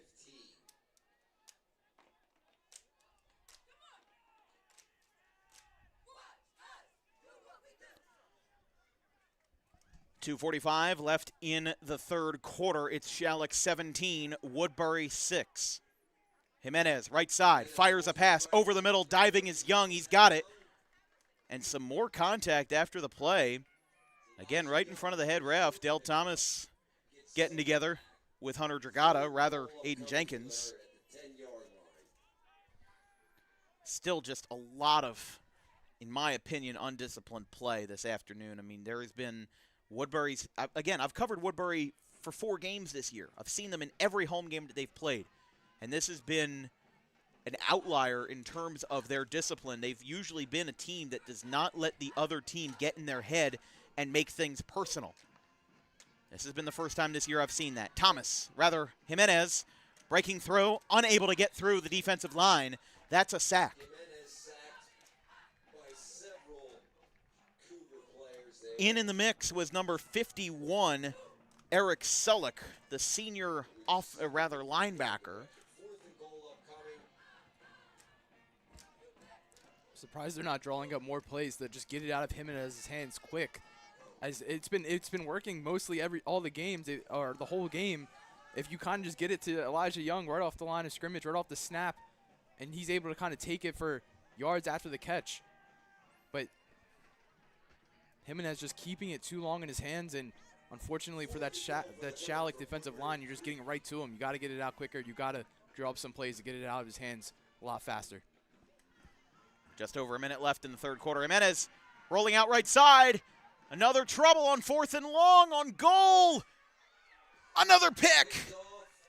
That's interception number 3. Actually, interception number 4 against Jimenez. This time sealed by number 17, Giovanni Alisea. Schalick will take over We'll see where they spot this yardage-wise. It almost looks like Alisea was out of bounds and then came back into the field of play, but Nico Jimenez, with 7 interceptions this year, has now thrown 4 tonight. He's been somebody who has not been afraid to go to the air. We mentioned that he came into this game with 133 pass attempts and a 45% completion rate. And now he comes in and in the tail end of the third quarter with 4 interceptions. And somehow, some way, this is still only an 11-point game. Moving Stewart in motion. Barty, handoff, right side for Jenkins. He gets about 3 yards. They did call that a touchback, so they do get this line of scrimmage at the 20 to start this drive for Schalick.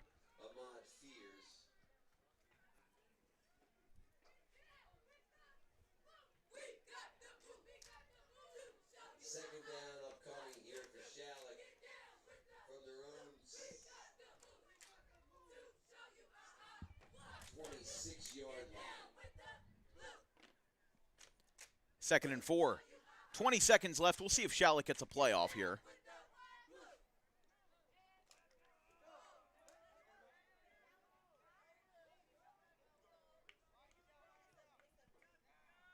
Seven seconds. They move a man in motion. They do intend to snap. They do. Barty fakes a pitch left side now. Moving to the 50-yard line. He's going to take himself out of bounds. That's a smart play there to avoid any contact. Elijah Young with a little bit of words for Barty there, as that will end the third quarter. He went deep into the Woodbury sideline to take himself out. And a big gain of 24 yards to end the third quarter here from Woodbury. This has been all Schalick here in the third, as even though Woodbury started the third quarter with a bang, they close it down by 11 points. It's Schalick 17 and Woodbury 6.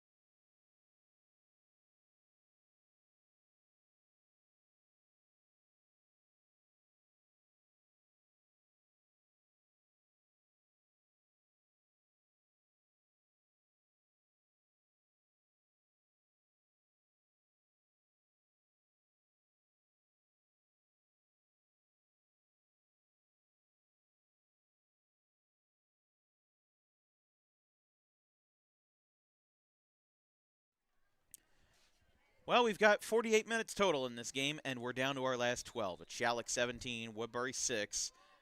Schalick has possession right on top of midfield after a 24-yard rush by Kenneth Barty, the sophomore quarterback and running back, however you want to slice it. Right side for Stewart. Gets a block. Oh! And he gets taken down. You could hear that one from up top. Got about 15 yards. First down, Schalick. And again, off that pitch, the block was there, and it was very, very good by Schalick to get the man in front of him. And now you just get all the yards after that catch or after the pitch back. And those pitch plays, Schalick has been playing very, very well. It's just the one thing they got to watch out for is them dropping the ball and behind the line of scrimmage and then their own back end. But, again, once you do get that pitch off, it's been very free sailing for Schalick on those plays. First and 10 from the 38. Back-to-back plays with big gains for the Cougars. Right side. Another run for Jenkins, and he gets hit late. Ball might have popped out. He stays in bounds. Ball did not loose. Well, ball was not loose. All right, so let's take a look, first of all, at last night's scores now that we have a little bit of an extra time. First of all, Holy Cross Prep improved to 5-4 to close their regular season with a 15-12 win over Lindenwold. Northern Burlington improved to 6-3 with a 28-17 win over Haddon Heights. Let's see what else we got here. Bordentown, 7-1, 35-0 shutout over Pemberton. And then a big game in South Jersey Group 5. Cherry Hill East beat Bridgeton 29-20 to go 9-0 in the regular season. There's a rush. Left side, looked like Barty. Got about 8-9 yards. We'll see if it's enough. I think they'll be in the red zone. Lower Cape May beat Oakcrest 28-20. And Mainland shut out Delsey 35-0. Ewing beat Hamilton West 7-2. I'm sorry, they are 7-2, and the final was 30-24. Haddon Township fell to Sterling. Sterling improving to 8-1 with a 28-8 win. Pleasantville beat Gloucester 34-23. That was in our fan vote column. Pennsville beat Collingswood 36-15. That was also in our fan vote column. It's 2nd and 1. Let's pick it up after this play. Rush, right side, Jenkins getting stopped. Caleb Curry in the mix. Whistles, tackles. Woodbury thinks it's short. Thomas, I think, picked it up, but don't think the ball came out before the whistle. That will be 3rd and short. We'll see where they spot this one. Spotted at the 19. It's going to be 3rd and inches. Mentioning, though, West Deptford went to 8-1 with a 21-6 win over Overbrook. We then saw Millville beat St. Augustine 28-21. Ocean City with a huge upset over Cedar Creek in Atlantic County 20-17. Our game last night, Washington Township beat Timber Creek 38-0. 3rd and 1, 19-yard line. Just need to barrel forward. Barty's going to have a first down here and then some. Breaking forward down at the 10-yard line. First down, Schalick. Big gain for the Cougars there. And just closing out, actually, we still have a lot more final scores to go. Triton beat Deptford in a shutout, 35-0. Buna beat Wildwood, 41-0. Kingsway beat Williamstown in a high-scoring affair, 43-20. Winslow beat Cherokee to improve to 7-2, 41-6. Then we saw St. Joseph Hamilton send Middle Township to 0-9 with a 41-0 win. Cumberland beat Absegami, 13-10. Eastern beat Highland, 33-12. See what else we got here. NJ.com doesn't really organize it how I'd like, but thanks to Woodbury for calling a timeout because now we get to finish up these final scores. Let's see here. Glassboro beat Woodstown to close out the regular season 9-0 and as an undisputed WJFL Diamond Division champion, 47-0 over Woodstown. Then we saw Haddonfield beat PVI 24-7. See what else we got here. Trenton beat Robbinsville 28-0.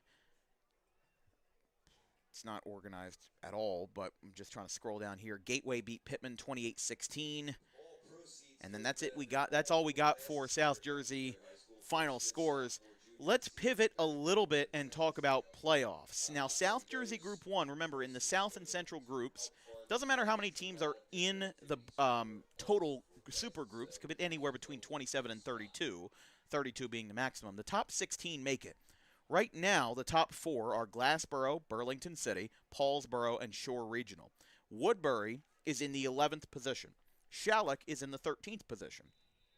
Barring any crazy developments on Sunday when these OSI UPRs get finalized, we'll see both of these teams in the playoffs. As it stands for Group 1, looks like that Woodbury, the 11 seed, would be playing number 6 seed Pennsville. And then Schalick, the number 13 seed, would play number 4 Shore Regional. Now, Woodbury, as a 6 seed, upset 3 seed Middlesex. Basically, the top 16 get divvied up into a central bracket and a south bracket, which is where you get Millville competing for a central bracket title last year. It's completely arbitrary, but... First and goal from the 9. They drop the sticks. Oh, they have a reverse. Left side. Corner pylon. Touchdown, Schalick. Gary. No, Jace Volivar. No backflip celebrations this time. Thank you very much. That makes it a 3-6. Schalick lead. Jace Volivar with a 9-yard rush to the left side. And the Cougars now lead this one and look like that they could be putting this game out of reach for the Cougars, or rather out of reach for the Herd. They'll attempt the standard PAT with Dragata. On comes Dragata for the PAT. Dragata will attempt this one. Again, he made a 43-yard field goal earlier in the ball game.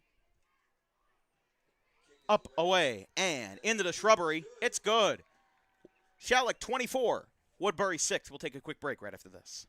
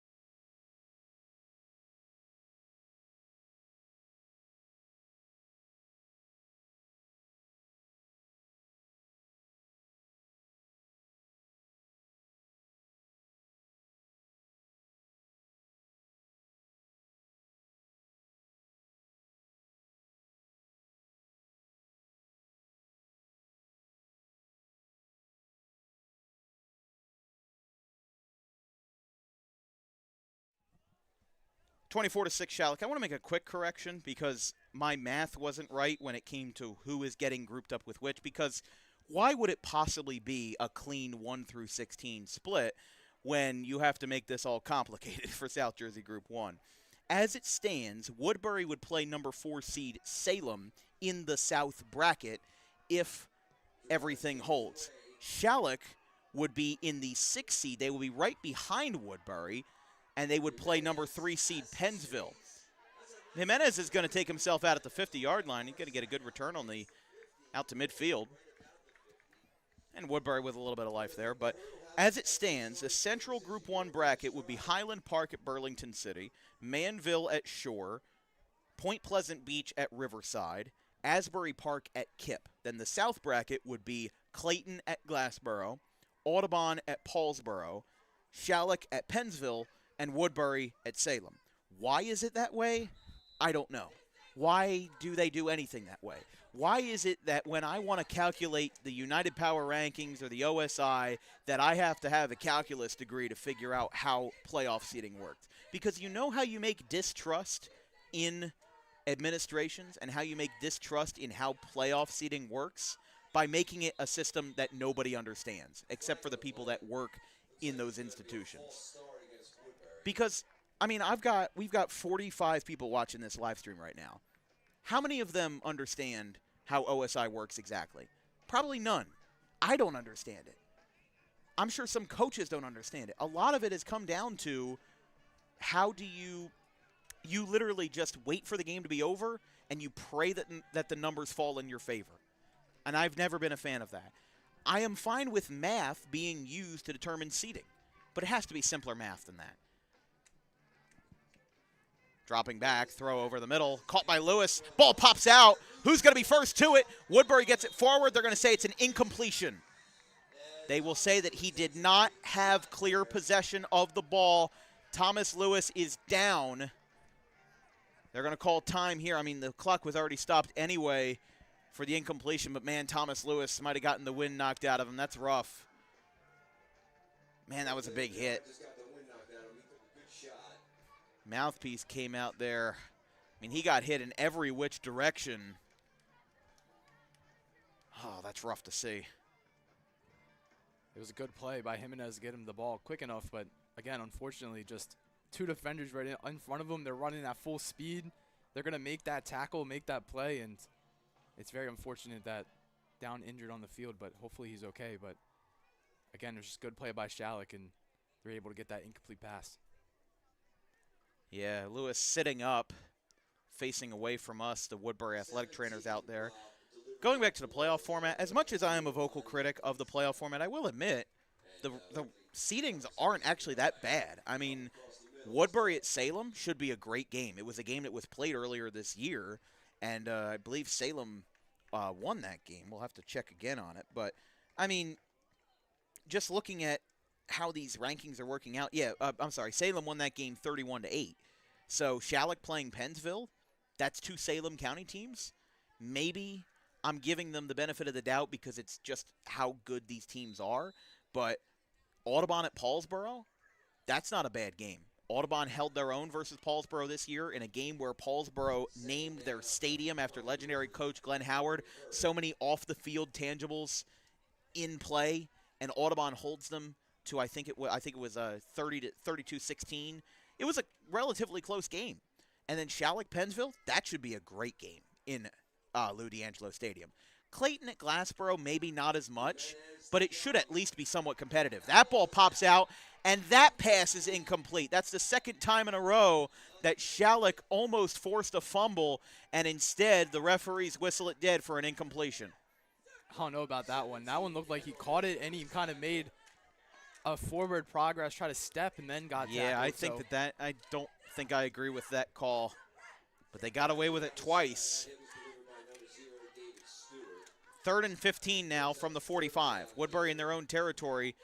And Blinken, you'll miss it. We've only got 8 minutes left in the regulation period with Woodbury down by 18 points. 24-6. And in a game that was 3-0 at halftime, Schalick with 21 second-half points. This is another high pass. Incomplete. 2 Schalick receivers touched that one. It was Sheehan and Alisea, 4th and 15. Think Woodbury should go for it here? Honestly, you're down by 18. Why not, right? Yeah, 7 minutes, 40 seconds left in the game. Why not? You kind of just got to go for it and just try to get this first down. There's really nothing else you can hope for.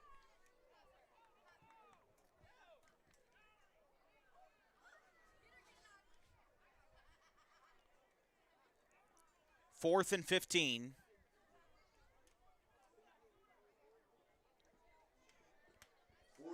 Hope some of you are joining us today, flipping back and forth from College Football Saturday. As a timeout is called by Woodbury, they use their second of the half. That could hurt them down the road if they score a couple of times more. I mean, if they do that again, then could definitely put them in jeopardy. But I should note there is a PDF document that explains the calculations on New Jersey Gridiron. I've read it. I've read it at least 5 or 6 times. I still don't understand it. Maybe it's just because I'm not good at math. Maybe it's because, you know, I haven't taken a calculus course, and I do kind of exaggerate a little bit. It's not the worst thing in the world. And I'll tell you this, as much as I am a critic of the playoff seeding, the matchups don't look that bad, and I would much rather have complicated math that I don't understand than people picking it out. You know, how much controversy was there when Florida State was left out of the CFP in 23, I think it was? I think it was 2023 when they were left out. Those are people picking that. When humans are involved, there is inherent bias. Computers don't have bias. Not unless you're talking about AI and ChatGPT. But it's 4th and 15. 4 receivers are lined up to the left.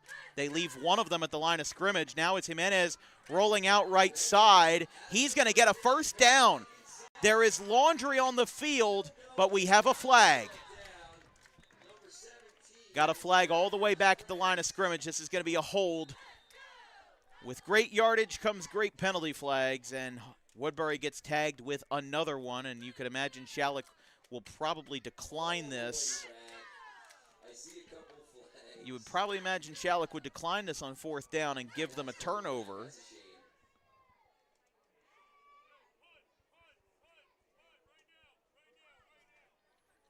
You already heard it from the sideline. Punt, punt, punt. So Schalick does not decline the penalty, but Woodbury will go out and they will punt this one away. The only thing that I will say that I do enjoy with the playoff seeding is there's something called a northing number, which is, I think it's a 6-digit number where the further south you are, the lower your number is, and the further north you are, the higher number you are. That's why it's called a northing number. And that is like, it's the mathematical calculation that separates south, central, and north. That I actually like because, I mean, in other sports, it becomes a bit of a hodgepodge with groupings because there's only 18 to 22 teams in a group. Like, let's say for baseball. For those unfamiliar with my work, I'm mostly a baseball guy. I enjoy football and basketball, but when high school springs come around, baseball is where my attention is devoted. As this will be tagged by Woodbury at the 29-yard line. That's where Schalick takes over 7:07. For example, for baseball, we got another flag. That's another one. How many more are we going to see tonight? These guys gotta stay disciplined. You have to stay disciplined. I think we saw at least over 10 right now, probably even more than that. And I've seen at least 3 or 4 unsportsmanlike conduct calls. And I guess it just comes down to you're down in the game, and same with Schalick. You're up in the game. I don't know why there's a point on kind of the trash talk or anything where you should get a personal foul. I joke sometimes we can't hear what's going on down on the field, but arguably it's a good thing that we can't. Or else we'd be getting censored by YouTube. But just circling back to what I was saying about baseball, this year in Central Jersey Group 2, there was Cinnaminson, Delran, and Riverside. I don't think anybody would call Cinnaminson Central Jersey, but a rush up the middle, big contact. Looks like some helmets got together there as a stop made by Kyrie Brown for a gain of 4. They'll get stopped at the 49, still in Schalick territory, but right on the cusp of it. But you know, for these geographical calculations, it's like they have to divide it so that at least a relatively equal number of teams are in the groups. So they move Cinnaminson, Delran, whatnot to Central Jersey, and then Cinnaminson's got to play schools like A.L. Johnson and South River in the playoffs. They have to do it for boys and girls soccer too. It's definitely an interesting conundrum, and for football, I actually don't mind South and Central groups being tied together. I just think it should be called South 1 and South 2, just like North Jersey is called North 1 and North 2. Because it's relatively arbitrary to have, for example, last year, Millville played Red Bank Regional in the Central Jersey bracket. Washington Township played Cherry Hill East in the Central Jersey bracket. I mean, if Central, it's not, that's just the geographical part. It's not Central Jersey, so don't call it that. Is maybe my brain's a little bit too hyper-specific to care about it, but it should just be South 1 and South 2. If you're going to combine the South and Central groups together, don't call it a Central Jersey bracket if Millville is the #1 seed in Cumberland County. After all, Cape May is further south than Baltimore, Maryland. Here's a rush.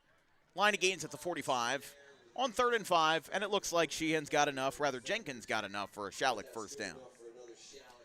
5:25 left in the 4th.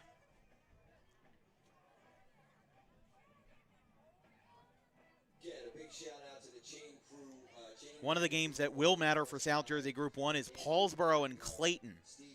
Paulsboro right now the #2 seed in South Jersey Group 1. They would have that #2 seed, and they'd have a home game versus Audubon. Clayton would play Glassboro. Clayton's the last team in. I should say they're the second to last team in. Highland Park is number 16. 1st and 10. Man in motion. They go for the end around on the option here. Love Schalick running the option here. It's been so successful for them, but now with under 5 minutes left, it looks like they can cruise and they can find a way to win this one over Woodbury. Would be a whimper for Woodbury, but again, with both of these teams right now on the other side of the playoffs, they pretty much know where they're going to stand with Friday's games being out of the way. What's going to be a good question is where will teams focus their playoff date games? Because Friday is Halloween. That's going to be interesting. Athletic directors and head coaches will have to decide what they want to do with that, because I've mentioned it like a broken record last night, and if you watched Thursday or Friday's game, I apologize that you're going to hear this for a third time. Oh, here comes a big tackle. They're going to keep him on his feet to avoid a flag. Kenneth Bartee wiggles out of it, but not before the whistles fly. We'll see where forward progress tags them, but it's going to be 3rd and long for the Cougars as a long-winded rush to the left side falls short. But you do bring up a good point. Halloween, and I know a lot of high schoolers, they want to go out and trick or treat. They want to go out and have fun. Well, and now you're like, and same with the fans too. It's that's like, not even my point. The head coaches don't care that they're playing on Halloween. They don't, but the players because they're like, yeah, you're a high school football player. I don't care about Halloween. You're going to show up no matter what. That's the point. My point is that athletic directors might want something different because of ticket sales and concession sales. You might lose money if families can't attend the game because of Friday night Halloween. Now, to be fair, if you have a 7 o'clock kickoff, you could theoretically trick or treat from like 3 o'clock to 5 o'clock and then hop over to the football game. But you're still going to be affecting ticket sales. Now, the problem is, though, what happens if you move the game to Saturday? That's fine, but then you lose a day of rest for the next week if you advance to the sectional semifinals. So there's a lot of logistics that go on, and when those playoff brackets get released on Sunday, there's going to be a lot of phone calls made with athletic directors, head coaches, and whatnot in South, Central, and North Jersey. I wouldn't even rule out Thursday. I don't even know if you can schedule a Thursday night game for the playoffs. I'm sure you would need state approval, but I wouldn't be surprised if at least one team tries it, because you know what happens in that case? You buy yourself an extra day of rest if you advance. 8-day rest. Dragata's going to punt. It's 4th and 9. Again, taking the safe route here with 2 minutes left, really taking a lot of time off the board here, really trying to limit any Woodbury chance of moving along. They really do have a lot of time here. Now, Schalick calls a timeout. They use their second of the half. Both teams down to their last timeout in the 4th. Exactly 2 minutes on the board. Woodbury will have a 2-minute drill after this punt when we come back.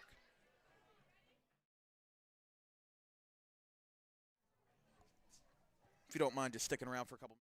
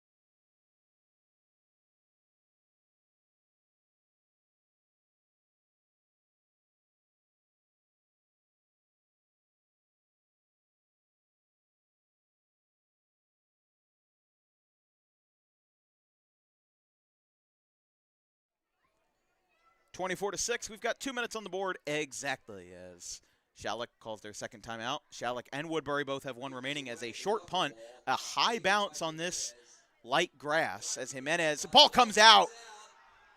Woodbury might fall on it. Dale Thomas has it. They're trying to get them separated as Woodbury looks like they might have fallen on it. Woodbury does have it, but a bit of a hodgepodge there as Woodbury with a muffed punt return brings it 1st and 10. They're going to be inside their own 15 here for what will be their last drive of the day.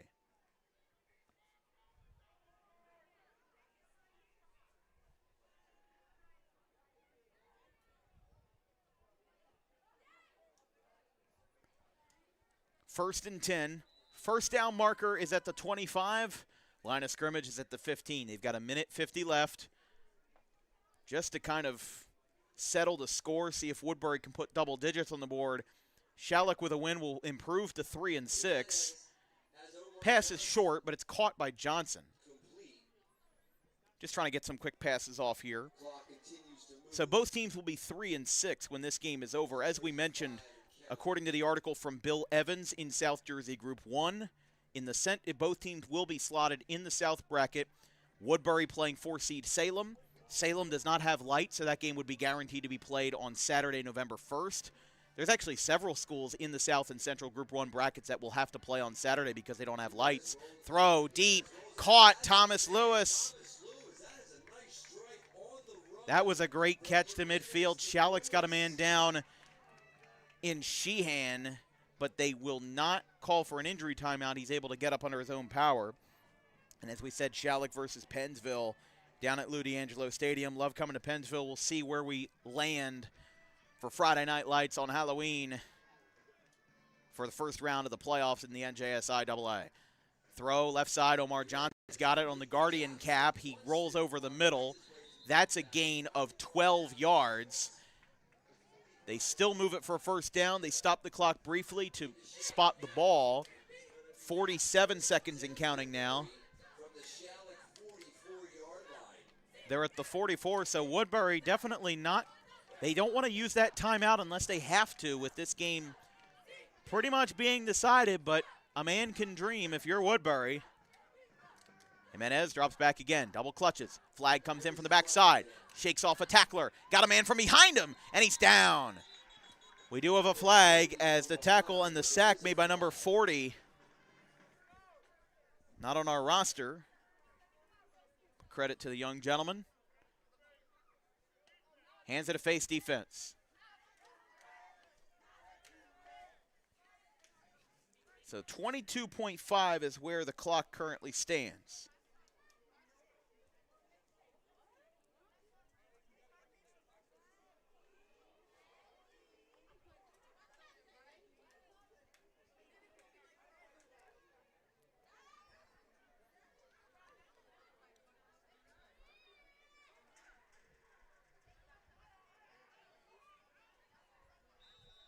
.34-yard line.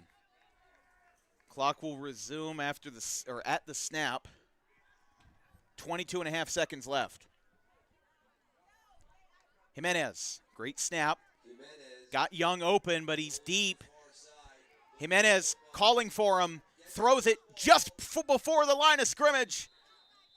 And Elijah Young, what's the call?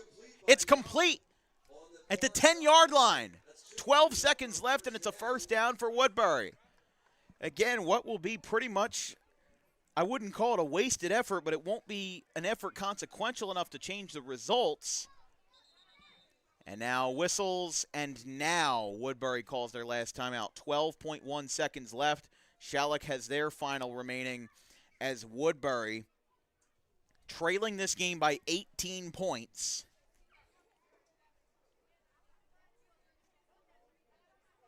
But Elijah Young still, even though they're down by 18, Elijah Young is compiling himself a very, very good day today, and he's been the main target for Jimenez. And I guess that's a plus for the Herd if obviously going in the playoffs that your young guy in Elijah Young is going out there. He's still balling. He's still able to get the catches. And unfortunately, you lose this game. But Elijah Young, man, he is going in to the playoffs red hot right now. Yeah, that would be definitely something for Elijah Young. Would love to see that Woodbury-Salem matchup again, a game that was 31-8 in favor of the Salem Rams last year. By the way, that last check, Salem leads Pennsgrove 7-6. Should also note that the earlier ejection for Robert Daly will likely carry an additional one-game suspension, just like in baseball. In high school baseball, when you're ejected by an umpire, if it's reported, which the umpire is encouraged but can choose to do, will carry a 2-game suspension. I believe in football it's the same. Big thanks to our comment section for helping us out with some of the interpretations and some of the clarifications. 1st and 10 from the 8. Jimenez has time, but he doesn't have any timeouts. He kept his feet in. Touchdown, Woodbury. Mark Martin with a little bit of a somber note, a little bit of a bittersweet note for the seniors on this Woodbury team, looking like that'll be their last points at home, as Mark Martin keeps it in, an 8-yard touchdown pass, and it's now 24-12. So it's at least something. If anything, this game's probably not going to change, but it will at least be a little bit of solace, a little bit of consolation for Woodbury. Woodbury cheerleaders wearing their Bison class of 2026 Thomas, you're a class of 2026, but not at high school over at Montclair State University. Wanted to say thank you for joining us today on such a kind of a short staff for us at DWB as Jimenez fires. Young couldn't get it. The pass was high. It was tipped by a Schalick defender, David Stewart, and we'll have 5 seconds left with Schalick probably getting a kick return, wanting to stay on their feet, and then they'll go in the victory formation. It's a better loss, better than 24-6. You got an extra touchdown. It's better than nothing, better right? Than nothing. It's 24-12. You only lose by 12 instead of 18. It's better than 24-0 because it they were getting shut out for a little while. They were getting shut out for the whole first half. Just looks better on the score sheet. By the way, I also want to give a congratulations to Woodbury, who joins the 20 appearance club on DWB. They become the sixth. Wait, 1, 2, 3, 4, 5, 6. They become the seventh high school in the state of New Jersey to get 20 or more appearances on Dan Wilkins Broadcasting. Without a surprise, Audubon is number one because I went there. I covered their games for 4 years. They have 153, and then second place, Pittman, 30. 153 to 30. Gloucester has 29. Gloucester Catholic has 25. Gateway has 23, and Woodbury now ties Paulsboro with 20. So again, that is with the help of basketball coach Mark DeRogeris, football coach Anthony Reagan, athletic director Anthony Browning, also former athletic director Dan Howie, who got me the connection with Woodbury when I was a student at Audubon High School. We love coming to Woodbury. If you'd like to make a contribution to Dan Wilkins Broadcasting, you can at our Venmo at DW Broadcasting, and we certainly hope to be back to the Woodbury Bowl in 2026 when the weather is a little bit warmer. It's 49 degrees today here in Woodbury. Martin will kick this one away after a bit of a delay. 4.9 seconds on the board.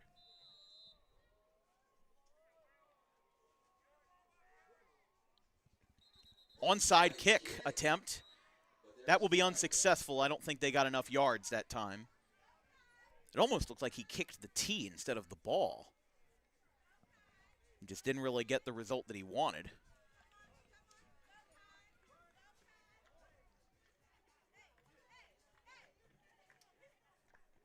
They can opt to redo the kick.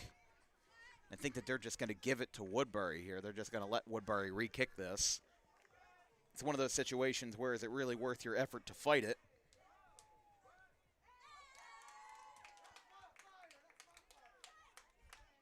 Let's go, Smallwood. Good job. They will try it again, 5 yards back. Don't think there's any surprise at what they're planning to do here. Martin. That's close. That's close to 10 yards. I think Woodbury picked it up. Woodbury's got it.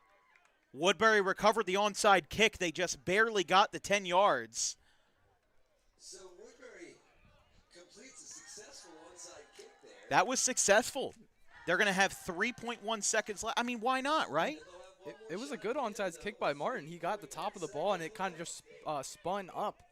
It was a really good onside kick and a good recovery by Young on the kickoff. But that was, I think that was a really good onside kick. Unfortunately, you are down by 2 possessions, so yeah, I mean, 3 seconds left, so it really doesn't matter. This is more of a pride drive here. More consolation. But this is more of a little bit of solace for Woodbury here. If they can score, it'll be nice, but the game's pretty much settled. And a game that will be a long one, 2 hours, 45 minutes. Jimenez on the last play is going to get wrapped up. He'll stay on his feet, and that's the ball game. That's the regular season. Schalick beats Woodbury 24-12. There was a great contest on both sides. Schalick was up by 3 points at the half. It looked like that Woodbury was trying to come back. They eventually had the lead briefly, but Schalick with 14 points in the third quarter. Just a great game overall for Schalick, working through resiliency and working through a lot of log jams in the first half to come up and win this one by 12 points. Yeah, mistakes on both sides, but they overcame them in the second half, and Schalick just took it and ran with it. They used that triple option to their best ability, but they also used the passing game as well. But it comes down to the turnovers on defense. David Stewart with 2 interceptions in the game, and one of them a pick 6, and then the other one got you in a really good field position, and that was it for Schalick. Schalick would take over, and they go on to win this game 24-12. It's just great showing by Schalick, and it was a decent showing by Woodbury as well. Just got to limit the turnovers going into the playoffs and also limit the mistakes. Well, I'll tell you this, Thomas. I think that one of the things that we didn't really touch on that much was that this breaks a 4-game losing streak for Schalick. This was a big break. This was a game that had a lot of mistakes on both sides. Schalick definitely was not guilt-free with those mistakes. They had a lot of unsportsmanlike conduct penalties. They had a big touchdown, and then the receiver does a backflip in the end zone, which, albeit impressive, is a 15-yard penalty. And at that point, you're just like, well, why would you do that? Because we're up. That hurts the team. I'm sure that Schalick has mixed emotions about this game. I mean, again, it feels good to break a 4-game losing streak. It feels good to have at least some momentum going into the playoffs. If they do indeed play Pennsville next week, that's going to be a fun one because think about it in the sense of they're not going to have to travel far. There are teams that are much less fortunate. Think about Highland Park. They're all the way up, I believe, in Monmouth County. They are. And you would know more because you're a Montclair State guy, but they've got to travel all the way down to, it looks like, Burlington City. That's not going to be great. Manville is going to have to travel. Audubon, they don't have to travel that far to Paulsboro, but like Asbury Park is going to end up playing Kip Cooper. That is a big, big travel of over an hour and a half. We did a graphic last year for the longest travel times. Red Bank Regional had to travel an hour 48 minutes to get to Millville to play their first round game in the same bracket. We'll try to do that again this year, but I'm sure that both of these teams are a little bit fortunate that they don't have to travel that far. Woodbury will go to Salem, most likely. We'll see where it changes. We'll see if it changes. And then Schalick's most likely going to Pennsville. Both of these teams in the same bracket, they'll have a first-round playoff game on the road. But let me give my player of the game flowers to David Stewart. 2 interceptions, had some great offensive blocks, and had some great offensive receptions. 5 receptions for Stewart, and 2 interceptions off of Jimenez's 4 today. I have a feeling that if Nico Jimenez throws just half of those 4 interceptions, Woodbury might win this game, or they at least make it a little bit closer. And the problem is, though, you can't work your football games off of what-ifs. You have to talk about the facts. You have to talk about how it is, and how it was that Woodbury threw 4 interceptions. There were none on the Schalick side. I loved the triple option that they ran. Not every team can do it well. I saw Delsey run a triple option earlier this year, and it didn't really work for them. Kingsway's defense wrapped them up, and they lost 36-0. It was a game that just really didn't have any life in it, and Delsey paid for it. Now, you come into this game, Woodbury hasn't had the best streak this year. They came off of a 32-0 shutout at Willingboro last week. They come home for the first time in 3 weeks in October after a big rivalry win over Gateway. Now they lose this one by 12. But this should be a good pivot game for both of these teams. Schalick at least having some momentum going into the playoffs, and then Woodbury should be pretty much set with Salem for next week. Yeah, you've said it brilliantly, Dan, but again, it comes down to that triple option. I kind of want to pin that because I like what you said. Teams try to run the triple option, and then sometimes it works, sometimes it doesn't, but you have to perfect it. I see it a lot in college football. You see, Army. Yeah, Army. And honestly, just with Montclair State, a team in their own division, Salisbury University, they run it very, very well, and they're one of the top teams in D3 football. They're nationally ranked. They're top 5, and they practice it every week, and they run it perfectly. But some teams don't they play Rowan this week? They do play Rowan and this Rowan's week. not doing that and bad Rowan's this year. not doing that bad this year, like you said. And it's a tough matchup to play up against. If you have a team that can run it really well, Schalick showed today that they can do it, they can run it, but also they kind of showed their passing ability somewhat as well. When the triple option wasn't there, they said, oh, we got the blockers, and then they kind of dropped back and allowed the pass to open up, and they did it all on every single cylinder, and they perfected it pretty well. And I like that you brought up that some teams can't do it, but Schalick perfectly does it really well. And it's worked for Delsey in some capacity. They're 4-5. They lost to Mainland last night 35-0, but getting back to the basics here, Woodbury threw way too many interceptions. Schalick got in their own way a little bit. They were a little bit aggressive with their rushing. They coughed up the ball sometimes. Their unsportsmanlike penalties got in their way. That's the one thing that I really thought hurt Schalick the most, even in a win, was how much that how much their unsportsmanlike penalties hurt them. You can't get away with that in the playoffs. And especially if that one player that was ejected, Robert Daly, gets an extra game tagged on as a suspension, that is a big loss for Schalick. And in a Group 1 program, let's just say this, in a Group 5 program, a player getting ejected, if he's not a star, they're replaceable. They're expendable. I'm not even saying that to be mean. I'm just saying those are Group 5 programs. You went to a Group 3 school in Deptford. I went to a Group 1 school in Audubon. I'm looking at Schalick's roster right now. There's maybe about 30 guys on this list. One of those guys being out means that is another piece of the team. That's another piece of the pie that will not play next week, whether it's versus Pennsville, whether it's versus Paulsboro, Burlington City, whoever it may be, where these two teams fall. It should be a really interesting next week. When we find out about playoff brackets, we'll let you know. Obviously, you'll probably be following it just like we are, and we're going to make a lot of phone calls. We're going to see what we can get for maybe Thursday, Friday, Saturday. What we do know, we do have crossover football on Wednesday over in Edison between the Manchester Township Hawks and the J.P. Stevens Hawks from Edison. 7 o'clock kickoff between two teams that are 0-9, looking for their first win in the 2025 campaign. That'll be all for us tonight from our entire crew, our social media coordinator, Haley Mejia, our graphics crew, Gavin Van Rel, Caleb Lane, and Carson Rosso. My color commentator working double duty tonight, Thomas Gaffney Jr. I'm Dan Wilkins. We will see you on Wednesday. Thank you all for a fantastic 26-game regular season as Schalick downs the Woodbury Thundering Herd 24-12 to close out the regular slate. Have a good one, folks.